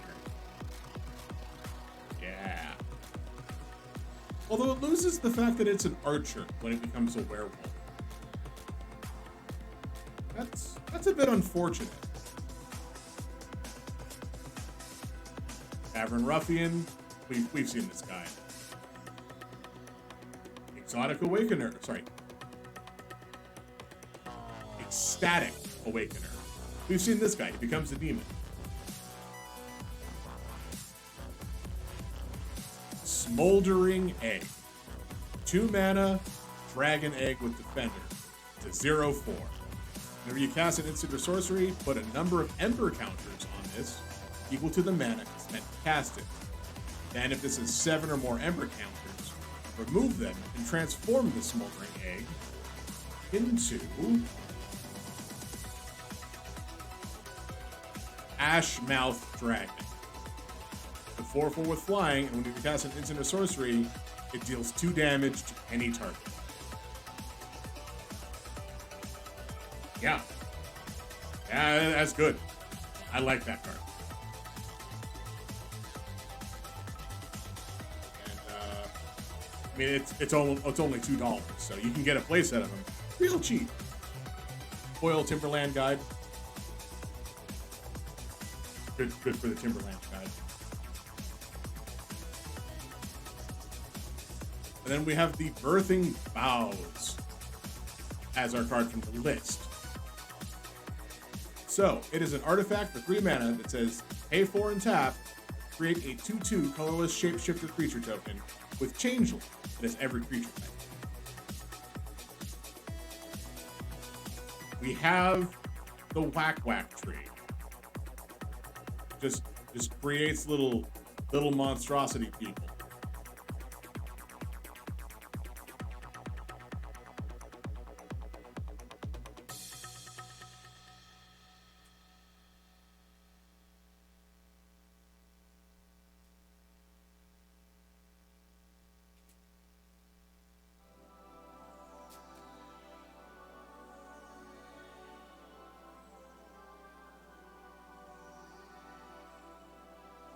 Also, I figured, after the 9-hour stream yesterday, maybe like a day off from a game would be fine. I didn't want to just be like, okay, no stream at all. But, you get it. You get it. Locked in the Cemetery is our card. Let's see what it looks like.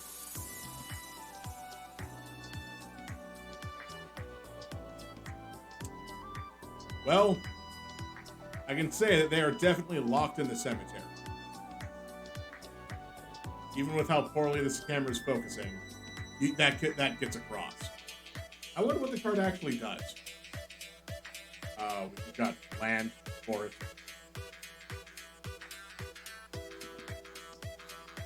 Raise the effigy. Destroy an artifact or +2/+2. We've seen it. Come on. Focus in. Yep. Burn the Wicker Man. Speaking of burning, find the accursed. Burn them too. We've seen this card as well.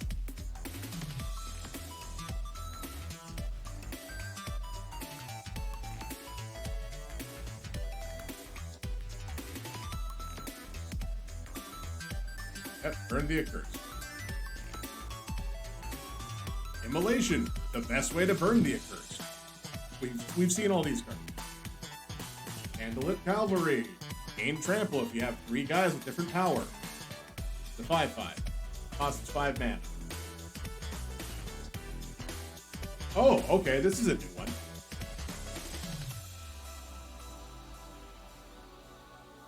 Dreadhound. 6 mana demon dog. When it enters the battlefield, mill 3 cards, so you put 3 cards from your top of your library into your graveyard. And whenever a creature dies or a creature card is put into a graveyard from the library, each opponent loses a life. 6 mana, 6/6. It's not great.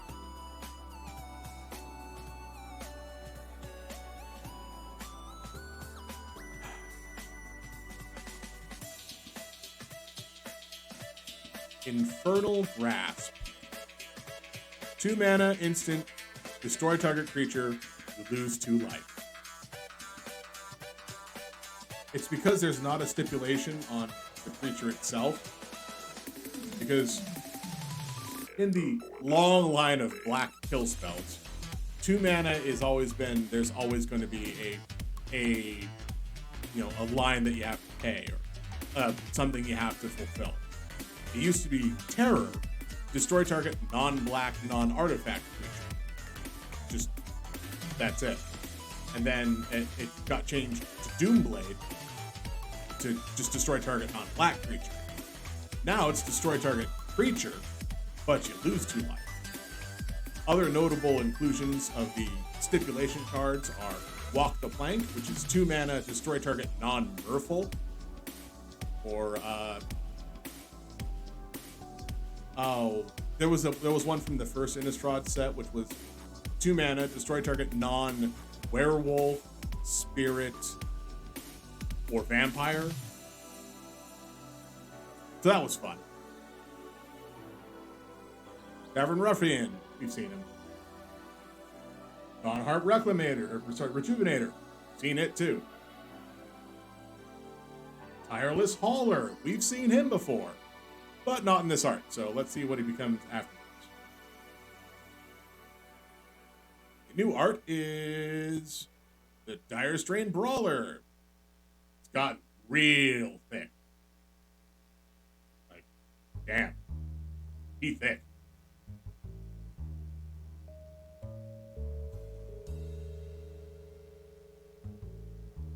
And our rare for the pack is Curse of Surveillance. You got... Oh, man, you got to be real careful on which hand that is. I hope you're not right-handed. Otherwise, those eyes are going places you don't want to see. 5 mana for a curse. As many of enchanted players upkeep, any number of target players other than that player each draw cards equal to the number of curses attached to that player. Oh, great. It's a Curses Matter card. Good thing I've only seen one other curse so far.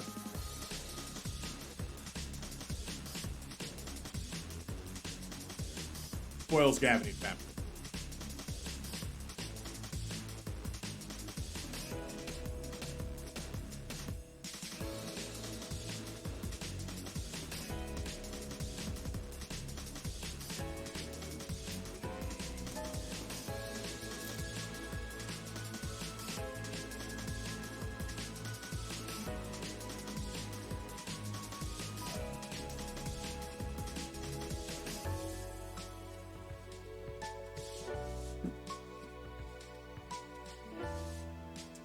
Sunrise Cavalier is the art card.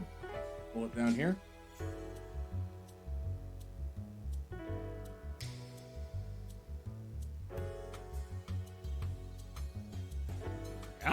Okay. Good art. Island is the land.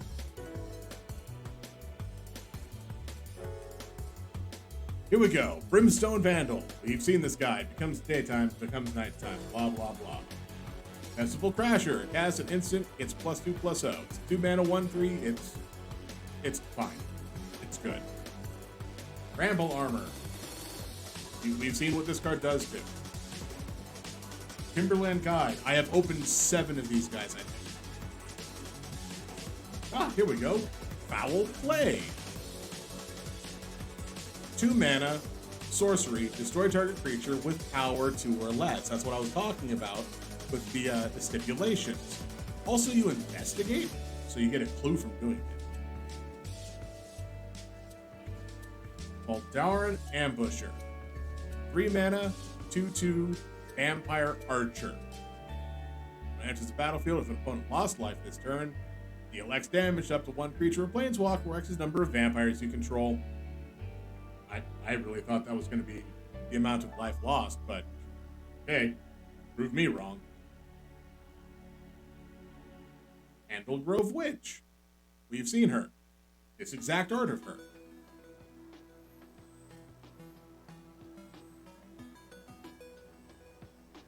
Gale Drifter. It's a hippogriff. All of these hippogriffs have swans, or like real angry bird heads. Which is what made the Falcon monstrosity or Falcon Abomination so much worse. 4 mana, 3/2 with flying, but it has Disturb, so you can rouse it from its death and get a 2/2 with flying. Hippogriff Spirit.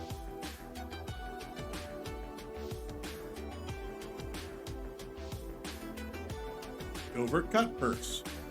3 mana, when it enters the battlefield, destroy target creature you don't control that was dealt damage. That's not how you steal a purse.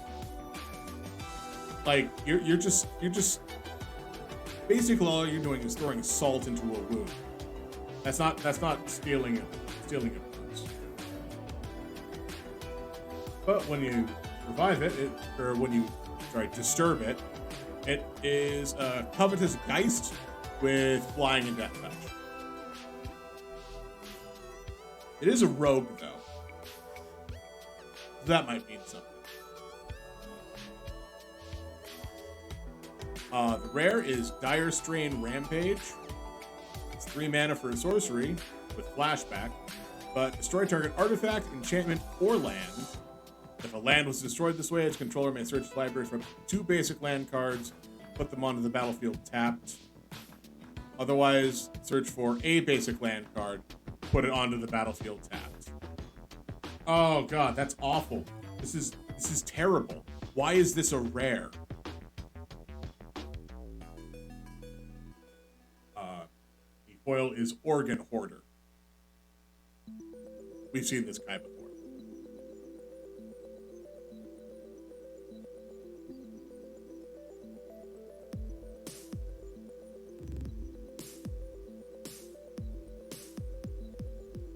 Yeah, that's what I thought.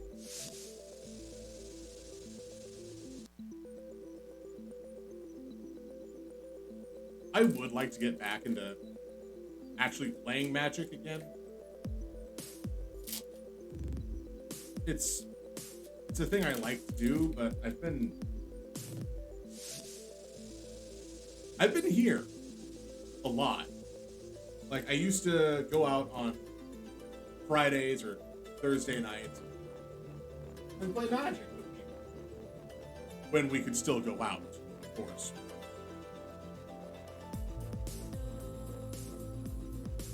All right, so I've been double checking whenever we get a card like this at the end of the pack. We have another Notifier card. This way I don't get to leave it and be like, oh, what's a surprise? And no, there's no surprise.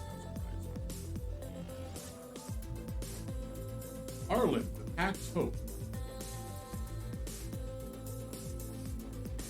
What on earth? Where? How? Art? Is this the art? This must be from the showcase style. Because they need to have a lot of space underneath it because she's a planeswalker to have her planeswalker ability. So you don't fill up that spot with art, apparently.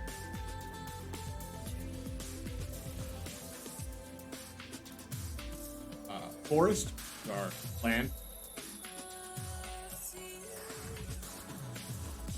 After the festival, search your library for a land, put it into your hand. No, sorry, put it into the battlefield. Tap. Still 3 mana. Not great.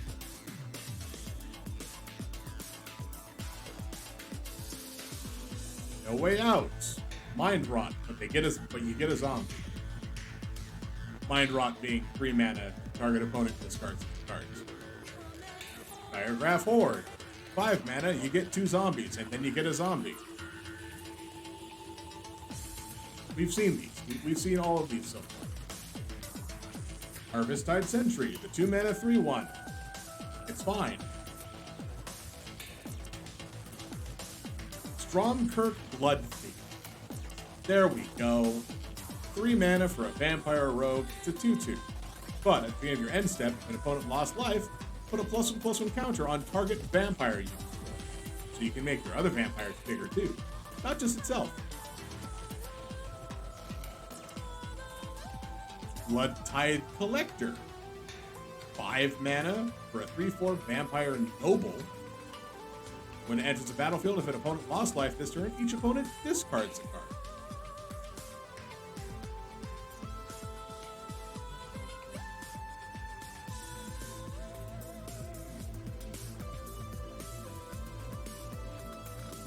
Oh! Oh!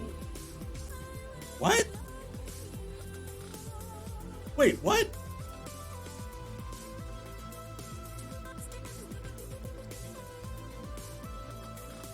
Alright, so this is Visions of Duplicity.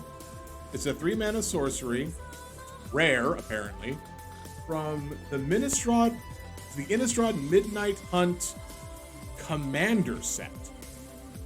So this was a card printed for the Commander decks that I have now opened from a set booster.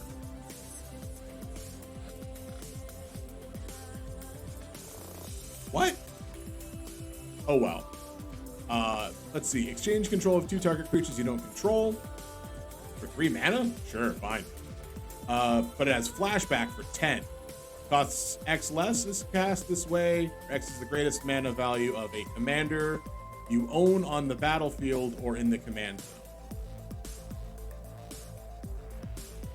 So if you have a very high cost commander, which if you want me to explain commander, I will. It'll take a little bit. But I wasn't going to do that right now. This will cost maybe less than what it normally would. I have to double check that card in particular because it's on a different list entirely of all of the rest of these cards. Spell Roon Painter. We saw we saw this werewolf in different art, so let's see what it looks like now. Ah, that's some good one wolf moon we got here.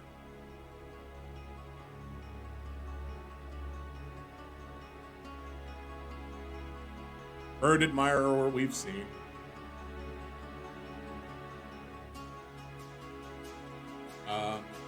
Here, Outland Liberator, we've seen again. Still the same. We've actually seen this art. This is the foil. I just wanted to do that before we dealt with this. The Celestus. 3 mana, legendary artifact. If it is neither day nor night, it becomes day. And you can pay 3 to have, if it's night, it becomes day. Otherwise, it becomes night. So you can shift day and night, kind of, and well, anytime you can do a sorcery, but almost at will. Whenever day becomes night or night becomes day, you gain a life, and you may draw a card, but if you do, you discard a card.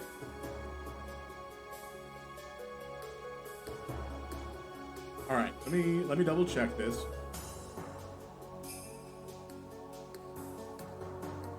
Celestis, that's fine. That makes sense. I have to...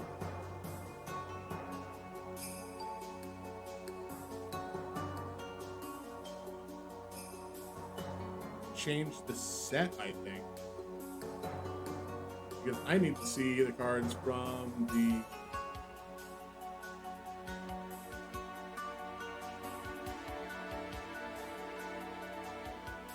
commander set, just to see if I can get the price of this.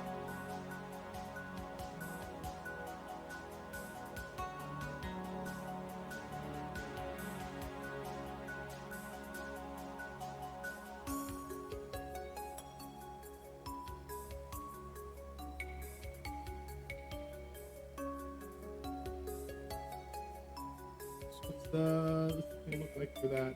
That is not the right. That's not the right symbol. That's not the right symbol either.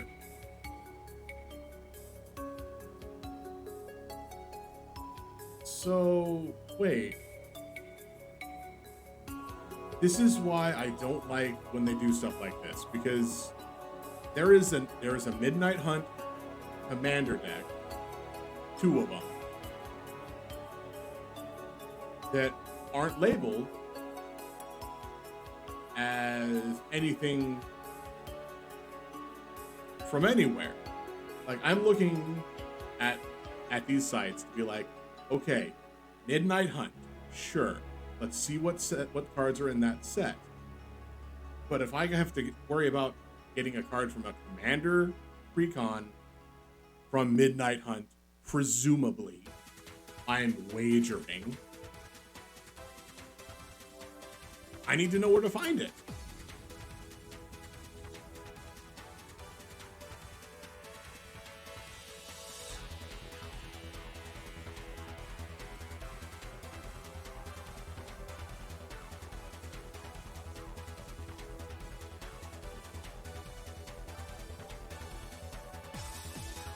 And it's just not a thing that at least this site is using.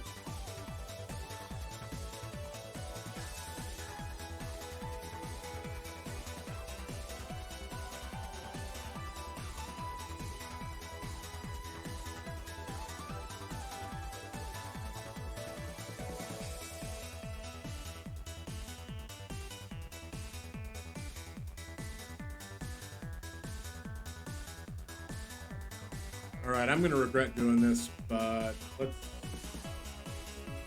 There we go. Sort by name. We're going to go all the way down to V for Visions of Duplicity.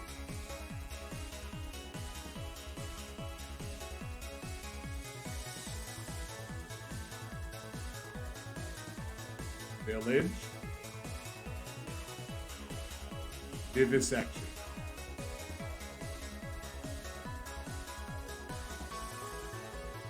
It's not even on this list. What is this card?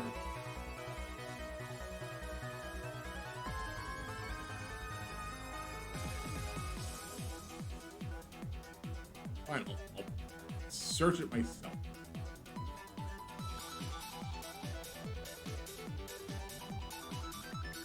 Visions of Duplicity. There we go. It is from the Commander Midnight Hunt set. It is minuscule in value, but I don't like having to find that information.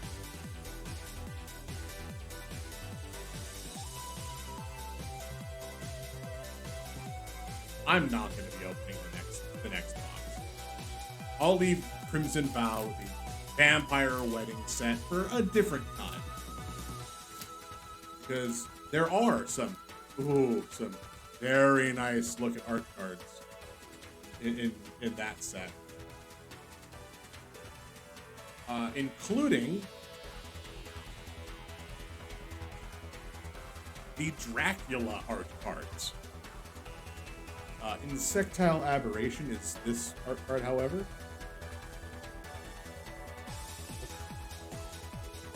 What orientation is it? Ah, there we go. I think it's actually the Mothman. Neat. But, so I'm not sure where exactly you are able to open up the Dracula cards from Innistrad Crimson Vow, but they exist. They are grand. They're like the Godzilla cards from Ikoria, but Dracula themed. Like you get Nina Harker and like actually you get Abraham Van Helsing as a card. These are, of course, re-arts and different names of a similar card. So you can not run 8 copies of that one card, but it's still really nice. All right, we have Swamp.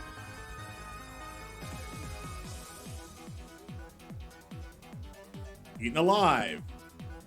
Seen it. Rotten Reunion. We've seen it. Brawl from the Cellar. Haven't seen this one yet. Return 1 mana, sorcery, return target creature card from your graveyard to your hand, and put a +1/+1 counter on up to 1 target zombie you control. Okay. Okay, yeah. With flashback? Perfect. That's great. Ritual Guardian. Seen her.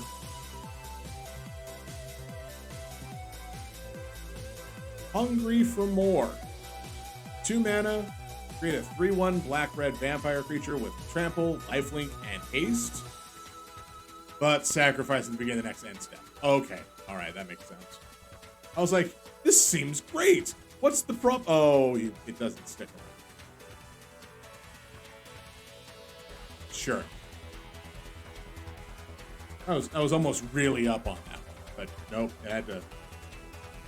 Oh well. Vampire Socialite.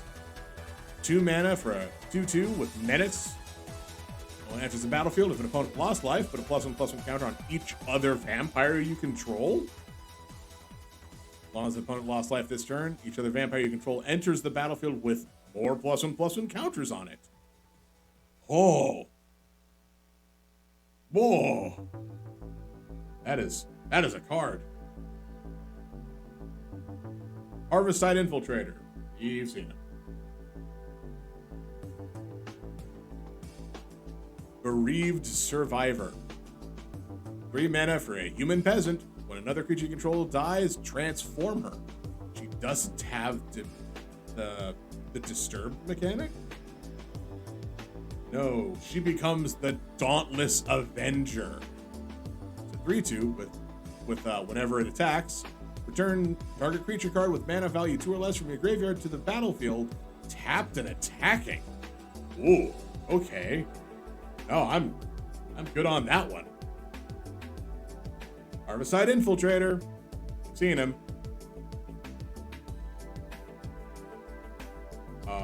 Our rare is the Brutal Cathar. It's a werewolf. When this creature enters the battlefield or transforms into Brutal Cathar, exile target creature an opponent controls until this creature leaves the battlefield.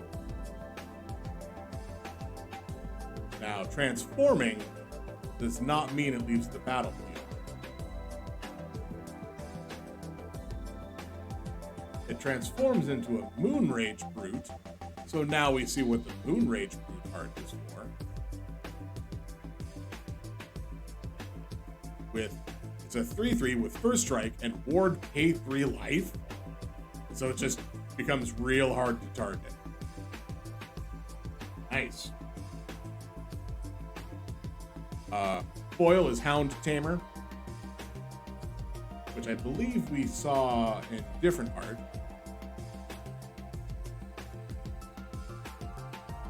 Go. Yeah, look at that big old pup. And the untamed pup is on the other side.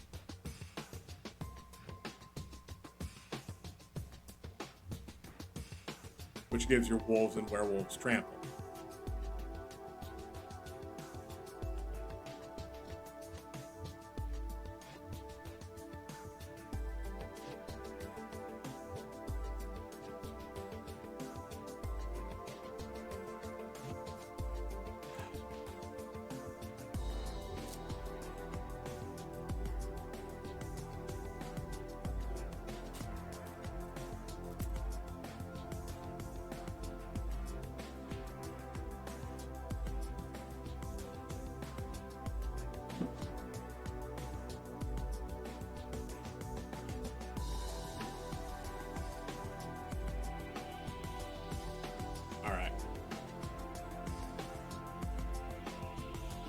Human art is Ludwig Necrogenius, sorry.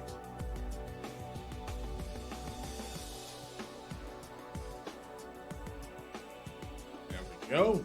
Get it the right way around. Yes. That's the face of a Necro.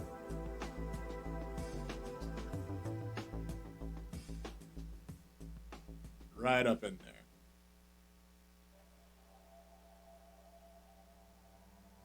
there. I'm too old to die. Land is a plains.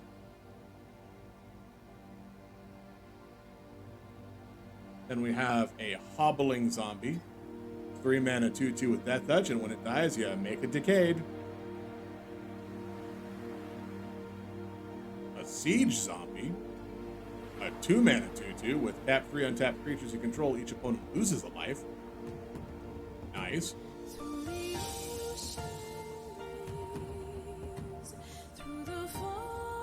Edge Witch's Mask. We've seen this before. Candle Grove Witch. This time the regular art. Play with Fire. 1 mana. Deal 2 damage to a target. And if you hit a player with it, you scry 1.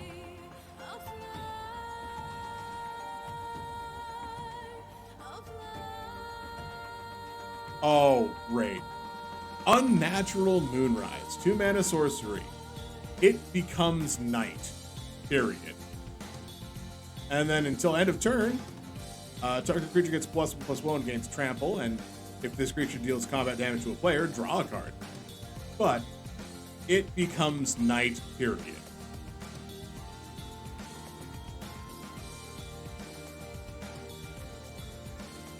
Outland Liberator, we've seen her. Fireless Hauler, we've seen him. Heirloom Mirror, have not seen this. 2 mana, artifact, 1 pale life, discard a card. Draw a card, mill a card, and then put a ritual counter on Heirloom Mirror. Then if you've done this 3 or more times, remove them and transform it, activate only as a sorcery. The Heirloom Mirror becomes an inherited fiend. 4/4 with flying, pay 3 and exile target creature from a graveyard to put a +1/+1 counter on it. Not bad. Oh, they're fancy lands. Rockfall Vale enters the battlefield tapped unless you control 2 or more other lands. So play this as land number 3 or beyond.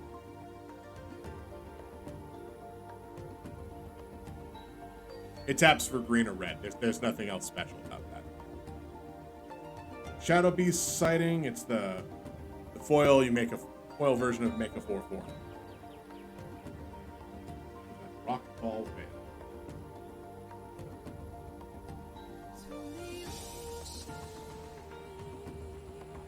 Huh. Like $4.50. Not bad. So the reason I'm doing the price check on the Midnight Hunt stuff is because this set came out a month ago. Which, remember a month ago? How much has happened in the last month?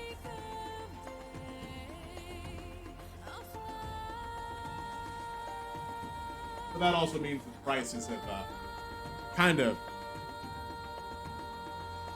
settled a bit. Unlike Crimson Vow, which got released to the public last Friday.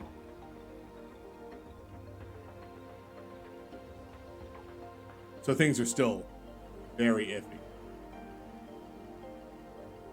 Gisa, Glorious Resurrector art. So we've seen every art for Gisa so far. We've seen it. Land is a mountain. Ooh, what are you? Larder Zombie. 1 mana, 1/3 with Defender. Tap 3 untapped creatures to look at the top card of your library. You may put it in your graveyard. At least you're new. You are something new. Something I have not seen yet.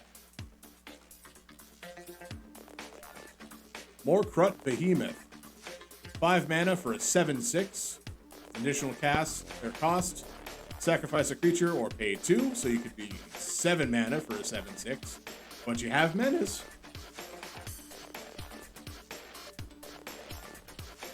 Blood Pact. 3 mana, target player draws 2 cards and loses 2 life. Just play Sign in Blood. Target player draws 2 cards and loses 2 life. But I think they're both instant speed as well, so.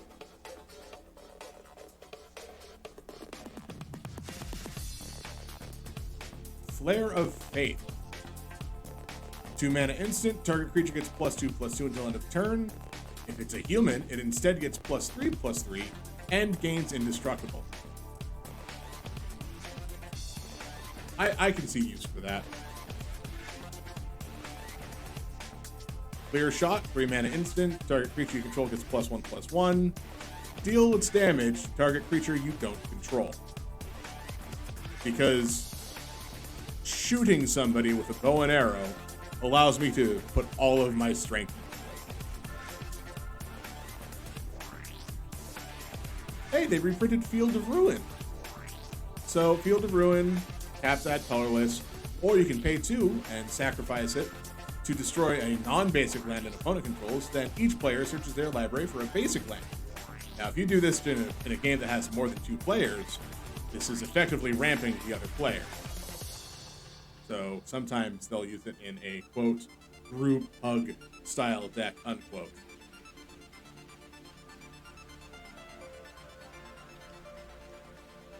Lenore, Autumn Sovereign, also from the Commander Precon.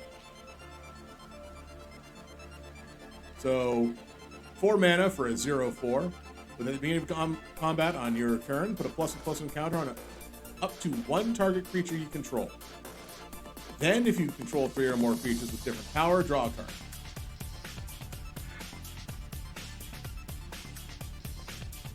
I just closed out of that other tab.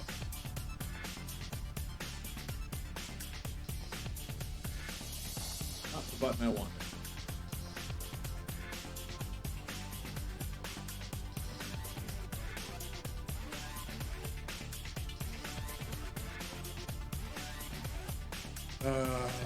There we go. That one will help. Oh, wait, I didn't close out of it. That's why I didn't see it on the recently closed list. Okay. Lenore.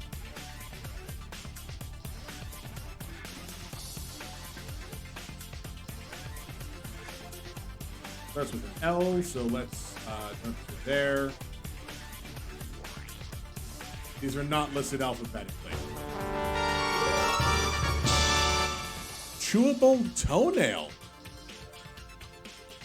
Thank you for following. Welcome. I hope you're enjoying your time here, and I mean, I'm. This isn't a well thought out plan, but thank you. Welcome. I'm just double checking this card that I opened. I need to see what it is. Lenore Autumn Sovereign. 40 cents. Cool. Actually, not even 40 cents. Because that's how much it costs to buy it from the site I'm looking at. Came for the cat and was not disappointed. Whoa, yeah. Well, welcome. So, yeah, as you can see, we're opening some magic cards. I haven't done this for a couple months. Oh God, the only downside is we're halfway through this pack and we're getting a lot of duplicates. But we get some neat cards like this. Croaking Counterpart. 1 a green and a blue for a sorcery that makes a token of a creature. Sorry, make a token of as a copy of target non-frog creature, except it's a 1/1 green frog. So, if you really wanted to have a clone, but you don't want it to be, you don't want a frog to be a clone. I like Croaking Counterpart. Foil is Winterhorn Blessing.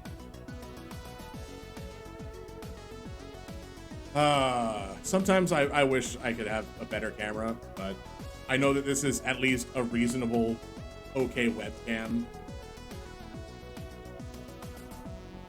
So I can't complain too much about it.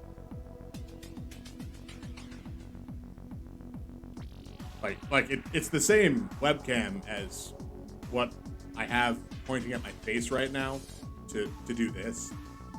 You know, so I can go like, so you can see when that's happening.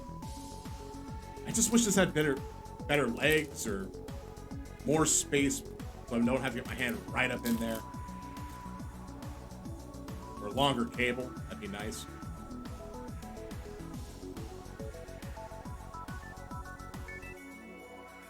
All right.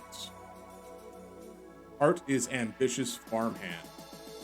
Let's take a look.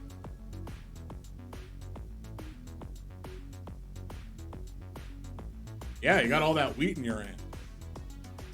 Of course you're ambitious. You're trying to get the job done, go home for the day.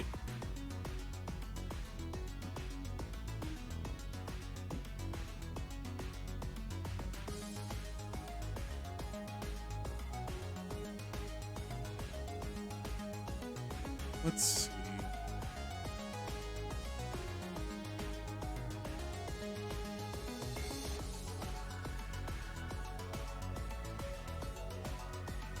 The land card is an island.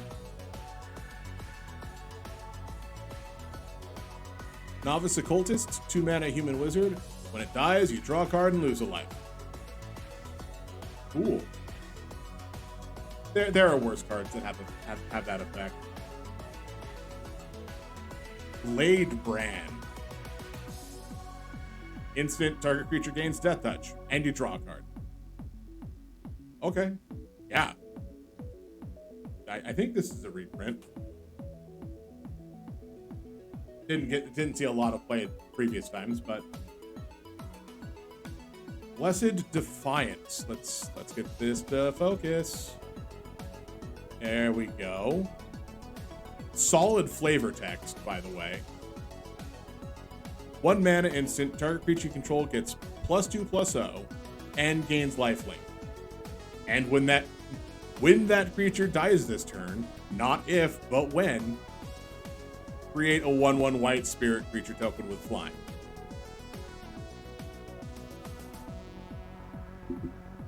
Yeah, okay. Single mana +2 attack in white. Real good. Fading Hope. Single mana return target creature to its owner's hand. Wait, really? Hold on. They actually just reprinted Unsummon with upside. So, yeah. So, return target creature to its owner's hand. Period. If its mana value is 3 or less, scry 1. But it's 1 mana. Oh, that's good. That's the kind of cheese I like to see. And we have Dissipate, counter target spell. But if you actually counter the spell, it gets exiled instead of going to the graveyard. So all of those flashback spells or spells with Disturb, those won't matter.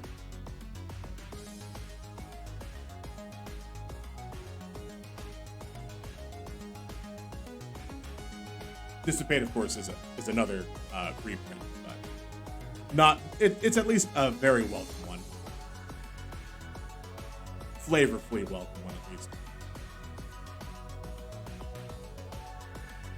Nebelgast Intruder. 3 mana for a 2/1 spirit with flash and flying. And when it enters the battlefield, up to 1 target creature an opponent controls gets -2/-0 until end of turn. It's designed to be a blocker. You flash it in after attacks are declared, and you're like, okay, your guy gets smaller, I block it, and your guy dies, my guy doesn't.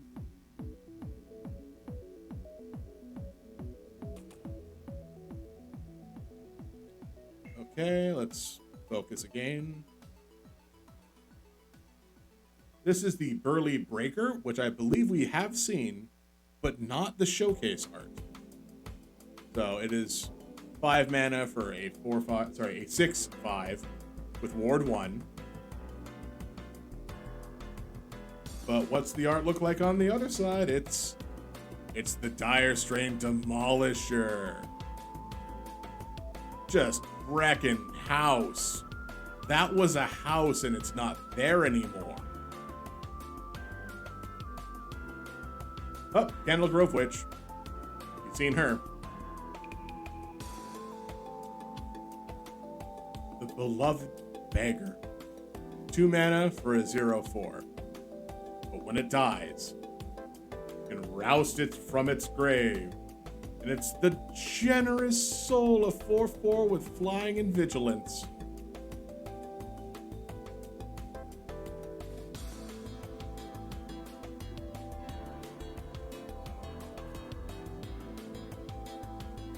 I have to check some things about some of these cards, because a lot of them are humans that transform. There exists a card that came out in the first sets of Innistrad called Moon Mist that reads Transform All Humans, because the human side of the human werewolves. Sorry. Here, I'll just use this card as an example. So, you know, the burly breaker is a human werewolf. So you use that, and it would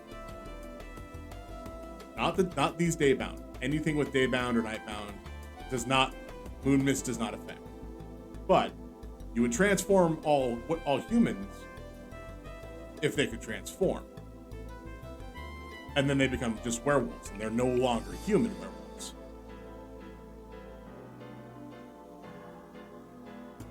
So in the event of these, like the Beloved Beggar, Moon Mist would transform it into the 4/4 with vigilance and flying. Because it's not a daybound, nightbound card. It just... In fact, Disturb reads, you may cast this card from your graveyard transformed for its Disturb cost. Therefore, because it transforms into it, according to the wording, Moon Mist should affect all of the disturbed cards. So that's silly. Well, all of the disturbed cards that are human, because there are some that aren't. The rare, of course, is Memory Deluge. The 4 mana instant. Look at the top X cards of your library, where X is the amount of mana spent to cast this spell. And then put 2 of them into your hand and the rest into the bottom. It's 4 mana normally, but you flash back for 7. So you could be like, okay, I'll look at the top 4 mana, but later on, look at the top 4 cards. And then you can be like, I look at the top 7 cards and grab 2. It's fine. Hey, they reprinted Duress. Great! I love Duress. 1 mana, sorcery, target opponent reveals their hand. Choose a non-creature, non-land card from it. They discard that card. And this is foil. Lovely. Oh, we had a card from the list. Our list card is Spellbook. which reads you have no maximum hand size. So you no longer discard at end of turn. Sorry, during cleanup step to go down to 7 cards in hand if you had more.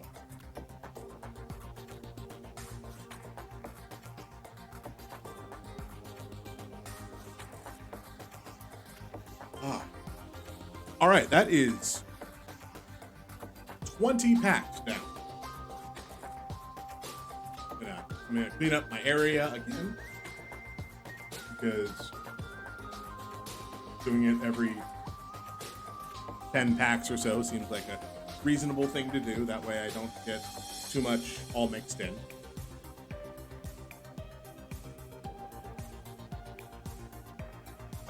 For the record, I'm not winning this gamble. Whatever cost that this box of Innistrad Midnight Hunt cost, I am not coming up ahead. Not at this point, at least. I have to open right.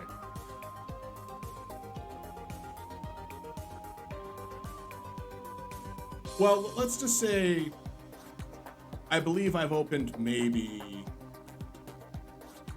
7 cards that are more than $1, but no cards that are greater than 8.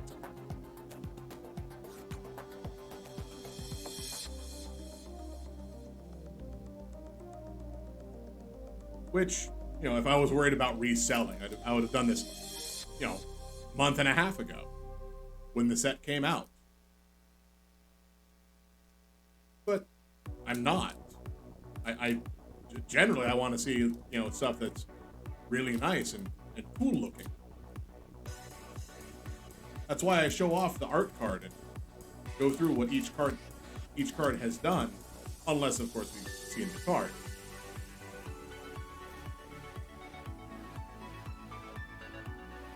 Oh my goodness, this pack is not opening very well. There we go. There we go.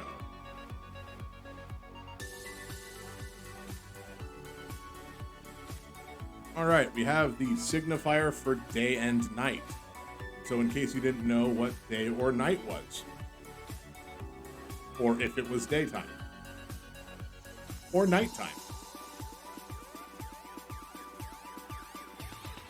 The art card is Danik Pious Apparition. So we've seen all versions of this. The question is this the showcase frame or the regular one? It's the regular art. Yep. It's a ghost. It's a ghost. Ooh. Spooky. We have a swamp. I have to actually check that card. 1 second.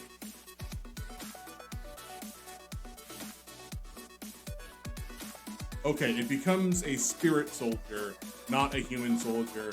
There's no way for me to transform it back.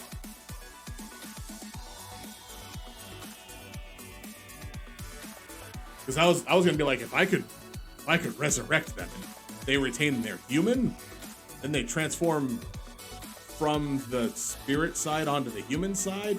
Ooh, that'd be cheeky. But that's not the case, so I'm not terribly concerned about it. All right. Voldarin Stinger. 1 mana, 1/1. Has first strike as long as it's attacking. Pay 3 to give it +2/+0. It's fine. It's fine. Falcon Wrath Perforator.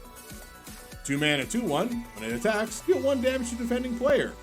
It's almost like it has Firster Strike, but it really doesn't.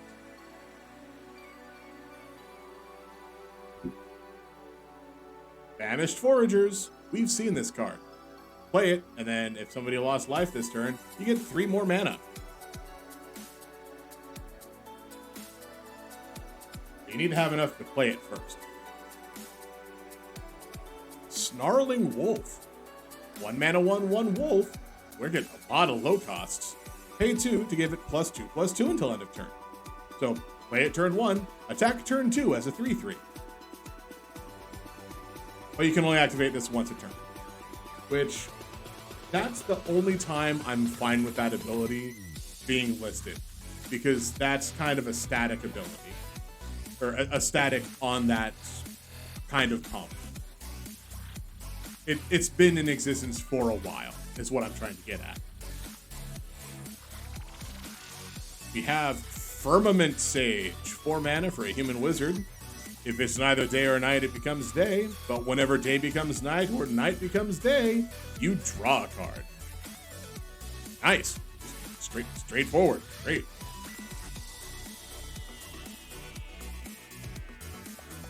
The Obsessive Astronomer. Come on, let's get the art. We gotta see this face. Yeah.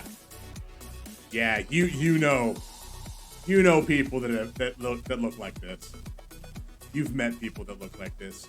You might be people that look like this. And to that I say, maybe sleep a little more, but you know what you're doing. The same day or night cycle, but whenever day becomes night, discard up to 2 cards, then draw that many.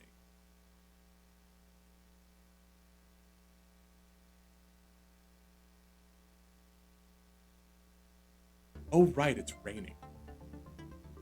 You know, it's a real problem when it rains loud enough that I can hear it through my headphones. Well, I guess not a problem, but it's definitely raining. All right, we have Dawnheart Rejuvenator. I think I've opened about 5 of these at this point.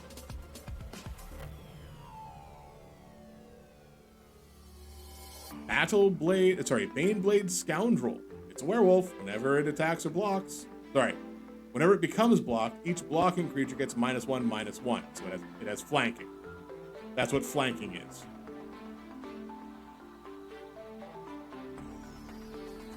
Or I guess that's when it blocks or becomes blocked. I don't know. But it's a 4/3 when it's human.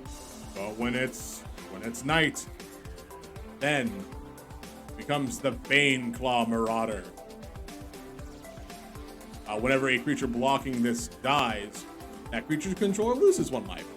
Also, it's a 5/4. A lot of times these abilities are just like slightly leveled up. Like this guy just, is Ward 3 instead of Ward 1. Willowgeist. Okay. 1 mana Treefolk Spirit with Trample. Whenever 1 or more cards leaves your graveyard, put a +1/+1 counter on Willowgeist. When it dies, you gain life equal to its power. It's a 1/1. I might be able to find a way to utilize that. And the foil card is the Mysterious Tome, which we have seen. It transforms into the pop-up book. Yay! Look at the little city. But it's, we've seen it already.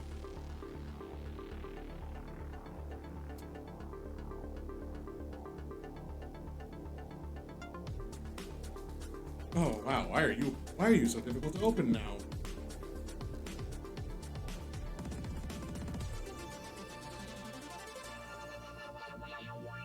It's because I have forsaken this little tear tab with this guy right here. I don't want to use it because I get to this point and it's like, cool, if I tear it any more further down, I'm just gonna wreck the cards. I don't want to wreck the cards.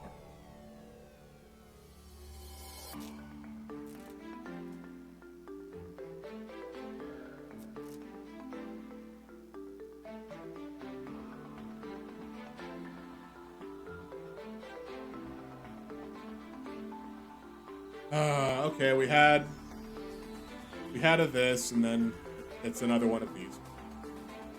Still annoyed by those, but hold on. Listen back.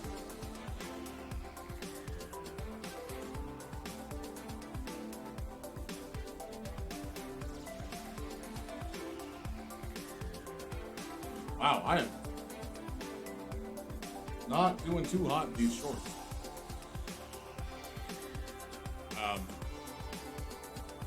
Peek behind the camera. I'm not shifting the camera. I've been wearing a pair of shorts today because it's really warm in this room. Like, actually surprisingly warm. Even for it being 45 degrees and raining outside, I am constantly warm. It's just the shorts that I have, they ended up tearing about a year and a half ago, and I never got them fixed. Mostly because I wear clothes out until I can't wear them anymore. Frankly, because I don't care that much about certain things. But I get as much use out of this clothing as I can. The art is Candle Grove Rope Witch, which we've had this art.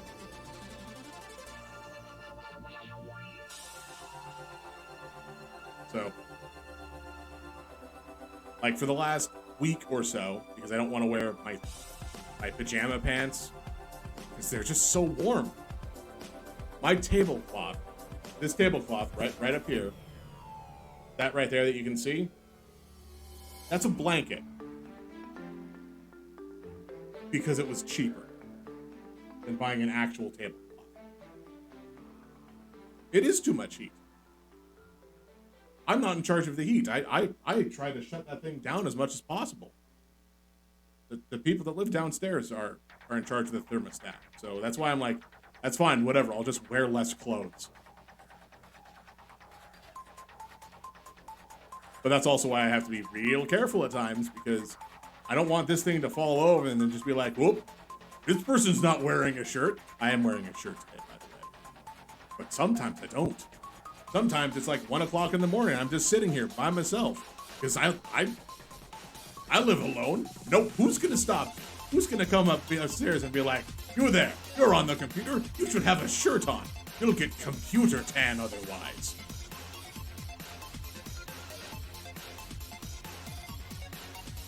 Land of the Forest, which looks really nice in this black and white. You actually see the. I love a thing here. Yeah, those blue lights. You'll have to join the Blue Man group. You remember the Blue Man group?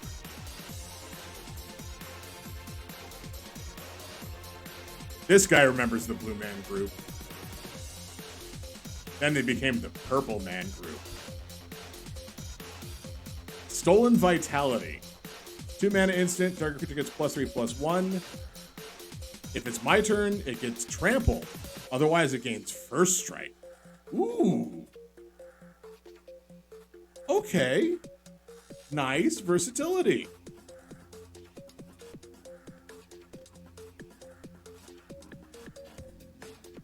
But yeah, no. Of course you remember the Blue Man group. You can't forget the Blue Man group now. It's like trying to forget Stomp. There's just too much like actual pop culture relevance to it even now. Neonate's Rush. This instant 3 mana costs 1 less to control a vampire, 1 damage to target creature and to its controller. And you draw a card. That's bad. Like, this is actually not a good card. If it costs 2 less if you control the vampire, maybe. But only 1. It's just like, cool, 2 mana to hopefully kill something that has 1 health, deal 1 damage to your opponent, and draw a card.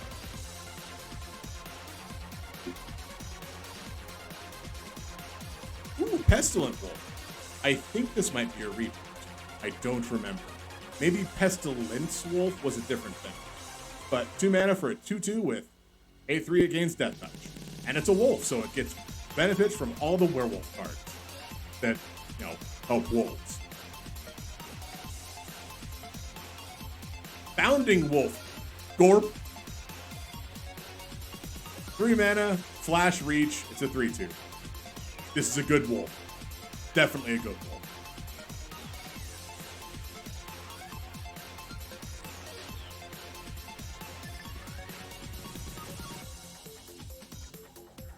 Moon Silver Key. 2 mana for an artifact. Pay 1, sacrifice, search for an artifact card with a mana ability or a basic land, reveal it, and put it into your hand. No? No. That sounds terrible. I mean, there might be uses for it, but I can't think of one.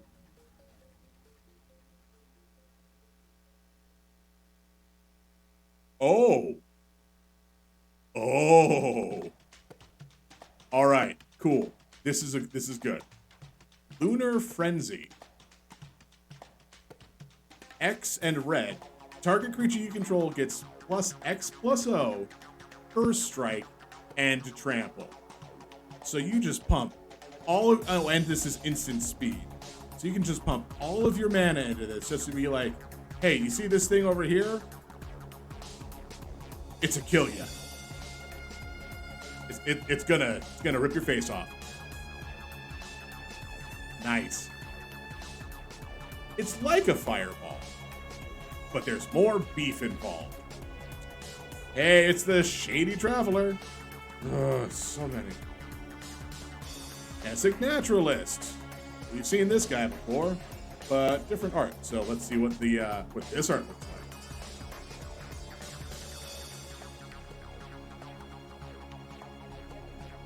Lord of the Ulvenwald. Uh-oh. It started to howl. Got his little wolf friend in the back howling as well.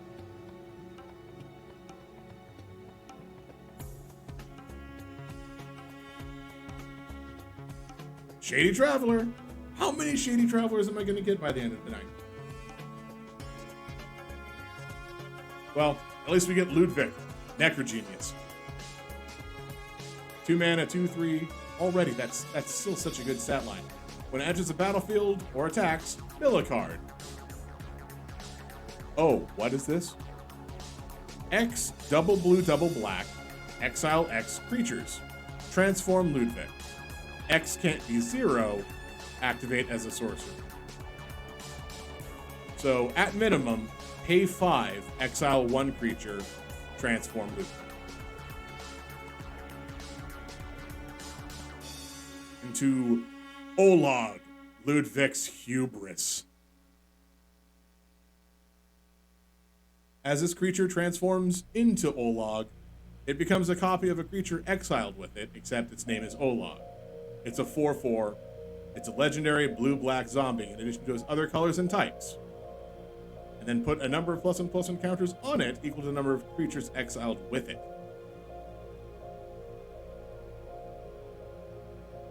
So, wait. Remember that statement that I said about transforming humans? Ludwig's a human. And this is a transform. Technically, this would become a copy of nothing. It'd just be a 4/4 with no abilities. If it does that. It's still fun.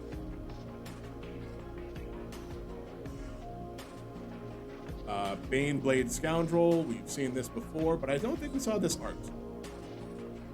Let's see what the other side looks like. Ah, the Bane Claw Marauder.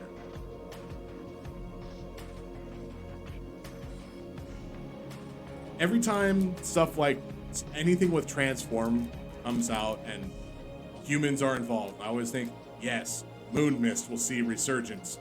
Moon Mist is powerful again. Like, we did that for Magic Origins when the Planeswalkers, before they became Planeswalkers, came out. So Kythian, Jace, Chandra, Liliana, they all had pre-Planeswalker cards that technically read after you complete an objective, remove them from the game, and then return them transformed onto the other side, onto the Planeswalker side. Sorry, bump the webcam. So I was thinking, it's still technically transforming. If I could do that to my opponent's Jace before, it became Planeswalker, it would just flip over. And the only reason that matters is because when a Planeswalker enters the battlefield, it has the loyalty counters on it. But if it were to become a Planeswalker while on the battlefield, it has 0 loyalty and dies as a state-based action.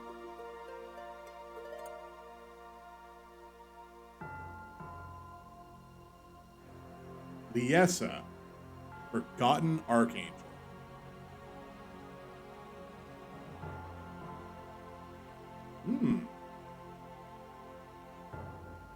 Neat. I didn't know this was a card. Or a character. We'll see what she is. Got a mountain?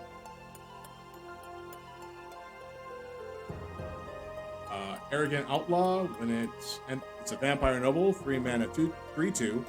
Enters the battlefield. If an opponent lost life, like the rest of these vampires, each opponent loses 2 life.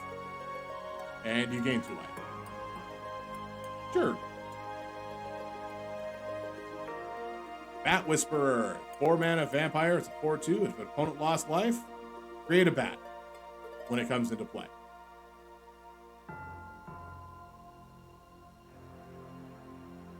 Vampire Interloper, 2 mana, 2/1 with flying. And it can't block. Because it's an interloper, not an interceptor.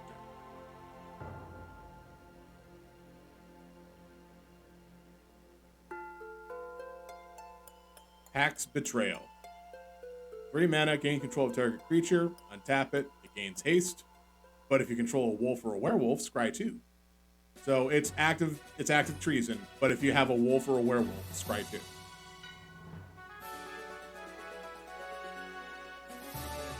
Storm, Skrillex. 5 mana for a 2/4 with flying. But instants and sorceries you cast cost 1 less, and whenever you cast an instant and sorcery, it gets +2/+0. Ooh. Nice. Seize the Storm. 5 mana sorcery, create a red elemental creature token with trample, and this creature's power and toughness are each equal to the number of instants and sorceries in your graveyard, plus the number of cards with flashback you own in exile. And it has flashback. Nice.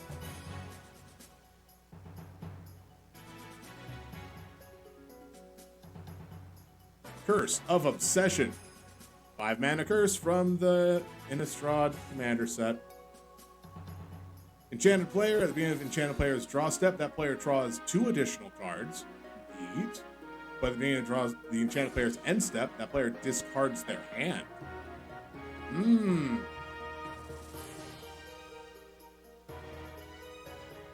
Hound Tamer. I think we've seen her in transform form. Yep. I think that's actually the first way that we saw her. Harvesttide Infiltrator. We've seen him. We've seen him so much.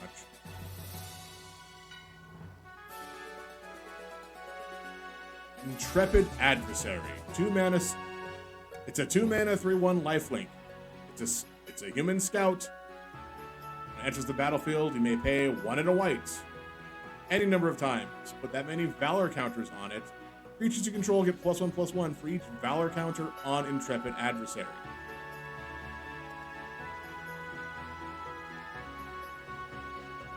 Oh, that includes itself. All right. I get behind that. Moonrager Slash. It's Lightning Bolt, but only if it's night. Good. That's a third copy of that. Okay, so what was the Curse of Obsession?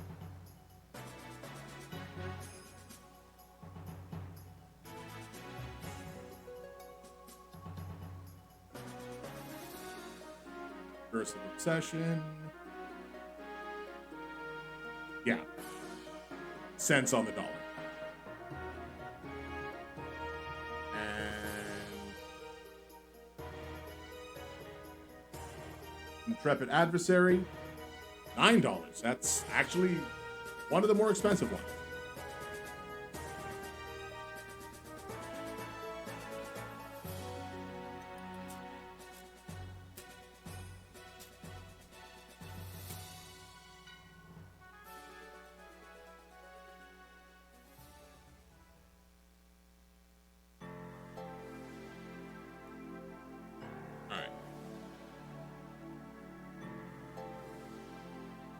Wolf token, 2/2.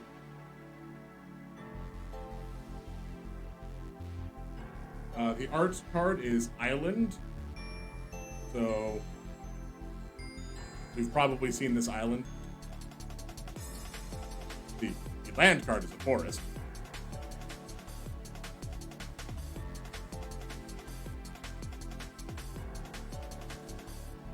Mounted Dread Knight. It's a 5 mana, 5/4 Vampire Knight with Trample. Enters the battlefield with a +1/+1 counter if an opponent lost life. We're trying to bring back Bloodthirst. I believe it is Midnight Ambush. 2 mana instant. Target creature gets -2/-2. But if it's night, it's -13/-13. We have seen this card. Just waiting on this to focus in.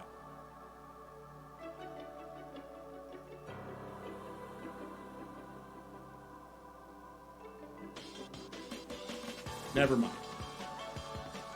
Duress. You've seen this. This time not Coil. Behold Harrier. It's a 2 mana 2/2 wolf. Target creature can't block this turn. That'll get someone. Arcane Infusion. 2 mana instant. Look at the top 4 cards of the library. Instant reveal an instant or sorcery. Put it into your hand. The rest on the bottom. Sure. It's uncommon, that's fine. Thermo Alchemist. This has a deck built around it. This is a reprint. People love this card. 2 mana defender, it's a 0/3. Tap, deal 1 damage to each opponent, but whenever you cast an instant or sorcery spell, untap this card.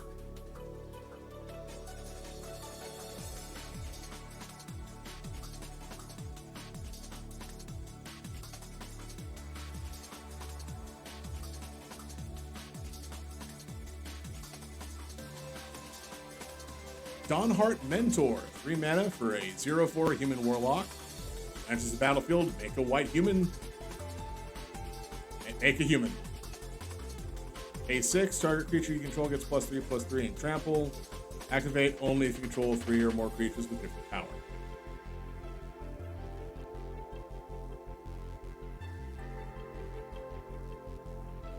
Gale Drifter, it's the Hippogriff with Disturb.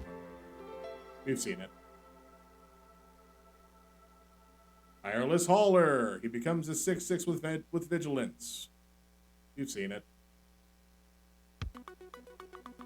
Hallowed Respite.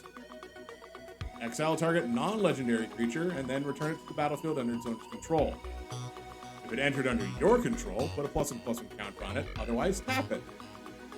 Neat. That's actually pretty good. And it has flashback. Path to the festival, get a land, and has flashback.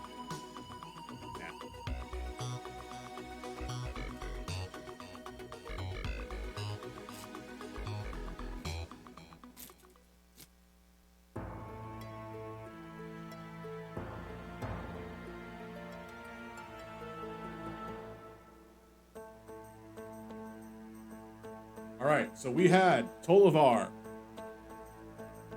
Now we have Tovalar, the Midnight Scourge. We had Buffman Tovalar. Now we have Hairy Buffman Tovalar. Yes. Nice. Land is plains. Hey, we finally get to see what Locked in the Cemetery is. 2 mana, enchant creature, and enters the battlefield. If there are, come on, 5 or more cards in your graveyard, tap enchanted creature. Enchanted creature doesn't untap as well. That's awful. I mean, there are so many better cards. Oh well. Raven Exorcism. 2 mana instant, exile target spirit, creature with disturb, or enchantment.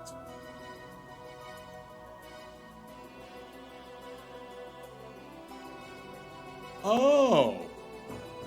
Okay. I guess this is part of the storyline. Story Spotlight card, sure. I didn't pay attention to the story.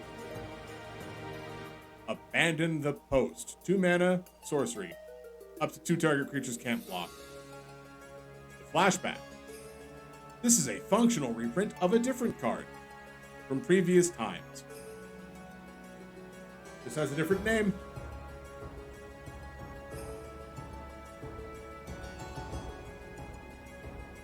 Silver Bolt. 1 mana artifact, 3 tap, deals 3 damage to target creature. But if it was a werewolf, kill it. Nice.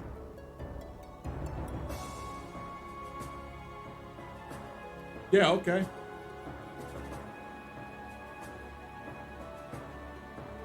Cathartic Fire. 2 mana instant, deal 3 damage to target creature planeswalker, or discard up to 2, then draw that many. Sure, whatever. Purifying Dragon. Yes, there are dragons in this set, apparently. 5 mana, 4/3. When it attacks, deal 1 damage to target creature. If it was a zombie, deal 2 damage instead. The Village Watch. I think we haven't seen this art. Become the Village Reavers. Maybe we had. Gives all werewolves and wolves you control haste. The Morning Patrol. Becomes the creepy, spooky Morning Ghost.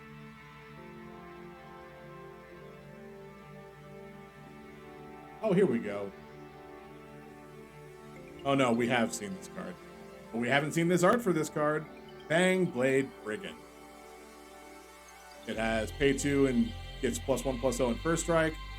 When it transforms to the Fang Blade Eviscerator, has a sword in its teeth. The title's right there. I don't know why I'm surprised. Pay 4 and a red, and creatures you control get +2/+0.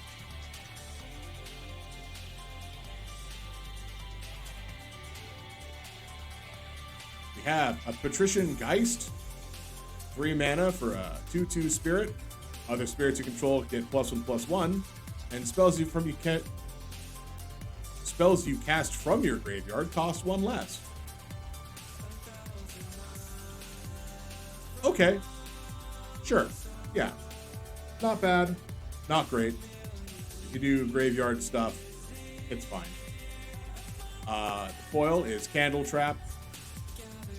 This is that character from Freakazoid. He would run around and tie up people that said his name. Candle Trap, right? Like there was a whole big thing about it. Like he would steal you away if ever you said his name. But I mean, clearly it's not real, because I've said his name two or three times, and nothing's happened to me.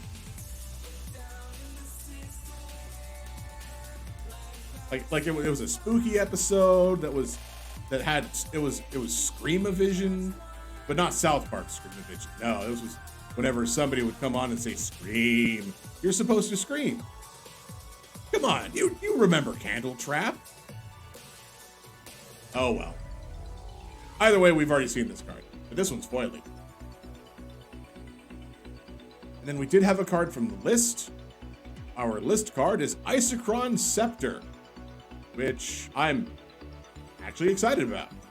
I've misplaced too many of these cards to use. So the fun part about Isochron Scepter is, as you play it, when it comes into play, you exile an instant card with CMC 2 or less. It just goes right on the card.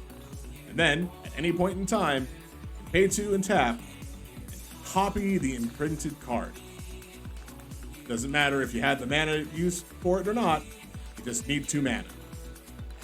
Doesn't matter if the card costs 1, you need 2 mana. This is a good card. And people use it for infinite mana shenanigans. Because of course they do.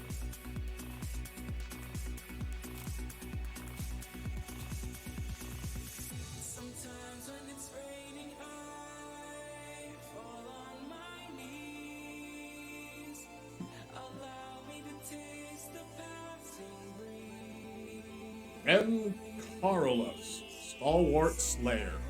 Now, is this a Slayer of Stalwarts, or one of these Stalwarts who are a Slayer? Nope, Stalwart Slayer. Is a Slayer, is a Stalwart. Rides a Griff. Lands an island. Soul Guide Griff.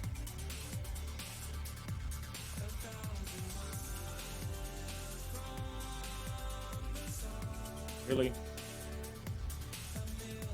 There we go. I saw it for a little bit.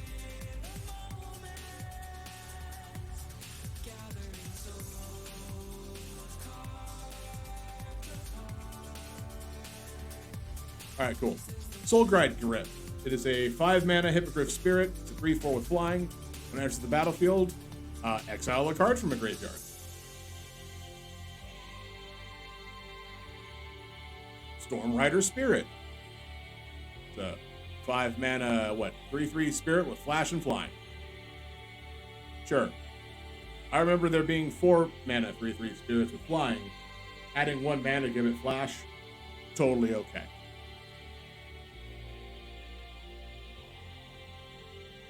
Plummet. 2 mana instant, destroy target creature with flying. That card has seen so many reprints. Sun Gold Barrage. 3 mana instant, destroy target creature with toughness 4 or greater. Okay. Neat. Oh, we are getting a lot of stuff now. Sacred Fire.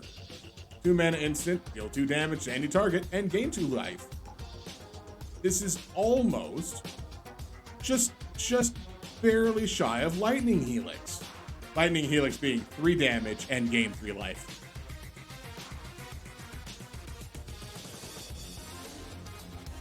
Okay, yeah. Sunrise Cavalier. I've seen the art for her, but what's she do? What's the dog doing? 1, a red and a white for a trample and haste 3/3. It becomes day, whenever day becomes night or night becomes day, put a +1/+1 counter on a creature you control. Okay, yeah. Spell Roon Painter, we've seen. We've even seen that art of her. Overwhelmed Archivist. 3 mana, when it enters the battlefield, draw a card, then discard a card. But it has Disturb, so it'll transform into an Archive Haunt. Spirit Wizard. When it attacks, draw a card, then discard a card. Bird Admirer. We've seen the Bird Admirer.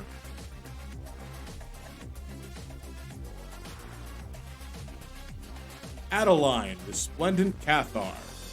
3 mana for a star 4 with Vigilance. What's the star? Power is equal to the number of creatures you control. Whenever you attack for each opponent, create a 1/1 human that's tapped and attacking that player or a planeswalker they control. Oh. That's good. That's pretty good. It's not going to be expensive, but it's good. I like her. It does the white weenies good. All right, foil is Vivisection. It's cutting a thing open, but shiny.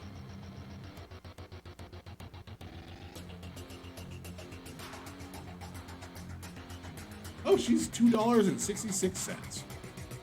So not terrible in the grand scheme of things.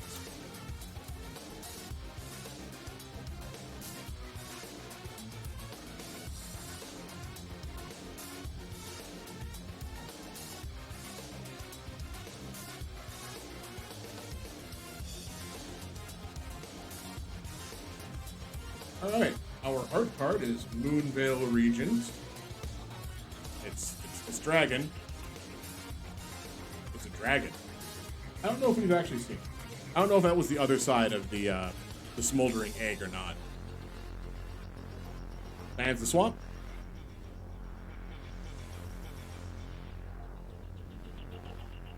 Shipwreck Sifters. 2 mana for a spirit. Oh, we have seen this guy. Because when it enters the battlefield, you draw a card, then discard a card. Whenever you discard a card, a spirit or a card with disturb, put a +1/+1 counter on this card. It makes itself bigger.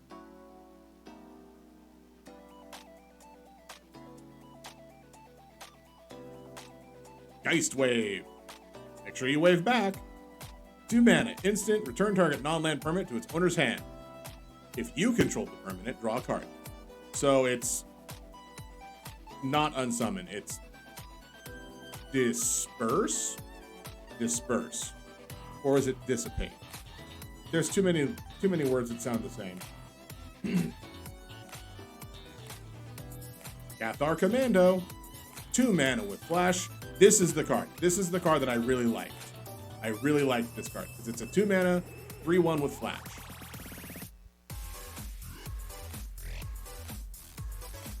I would like to have more copies of it. I don't think I'm going to get there. I only have either 3 or 4 packs left. Sunset Revelry. 2 mana, sorcery. If an opponent has more life than you, gain 4 life. If an opponent has more creatures than you, make 2 dudes. If an opponent has more cards than you, draw a card.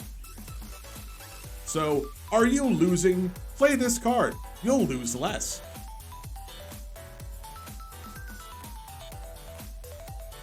Gavany Town Guard. We've seen this card. Still okay.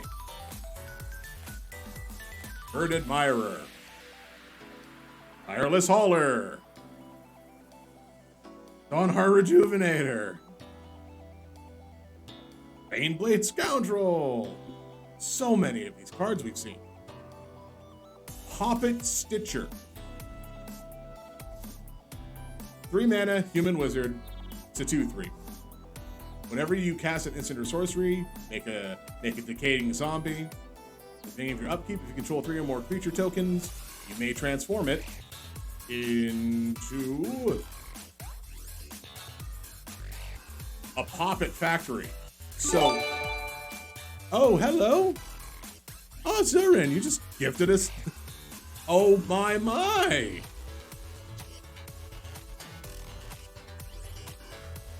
Zilrin, thank you for gifting your tier 1 sub to Tresden. I'm sure they'll be very pleased about it.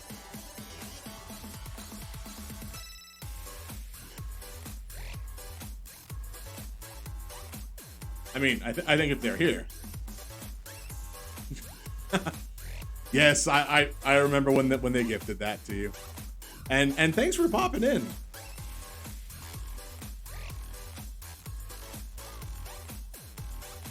That was an interesting day. I got slightly more emotional than normal because things were actually happening, and I saw that there was somebody that actually benefited from me doing this, and that felt nice. It's good to help somebody, but right. What this card transforms into, which is Poppet Factory. It's a guy that becomes an artifact. Human wizard. If you have 3 or more tokens, he just becomes a factory. Trying to get me into Magic in recently, and I've been building a little white deck on Arena. Oh, you know, there's a. Just open this one. It's a neat little card that helps the white weenie decks. Legendary Human Knight.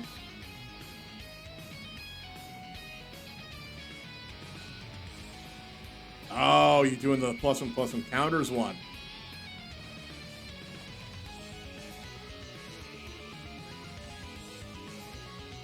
Because I figured this was going to be the... Okay, yeah, good.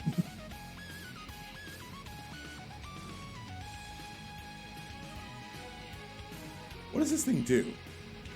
Creature tokens you control lose all abilities and become 3/3s. That means for upkeep, you may transform this back.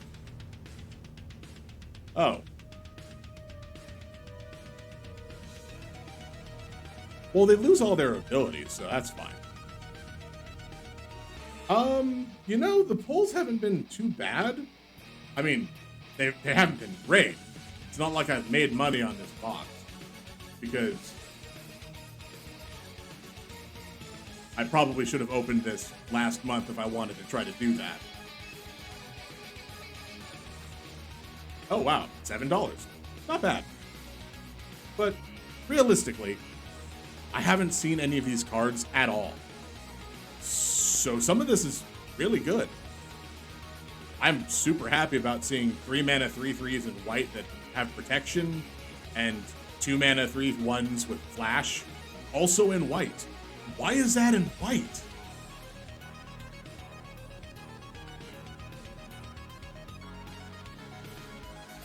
Oh, also, our foil is a Curse of Silence? What's this one do?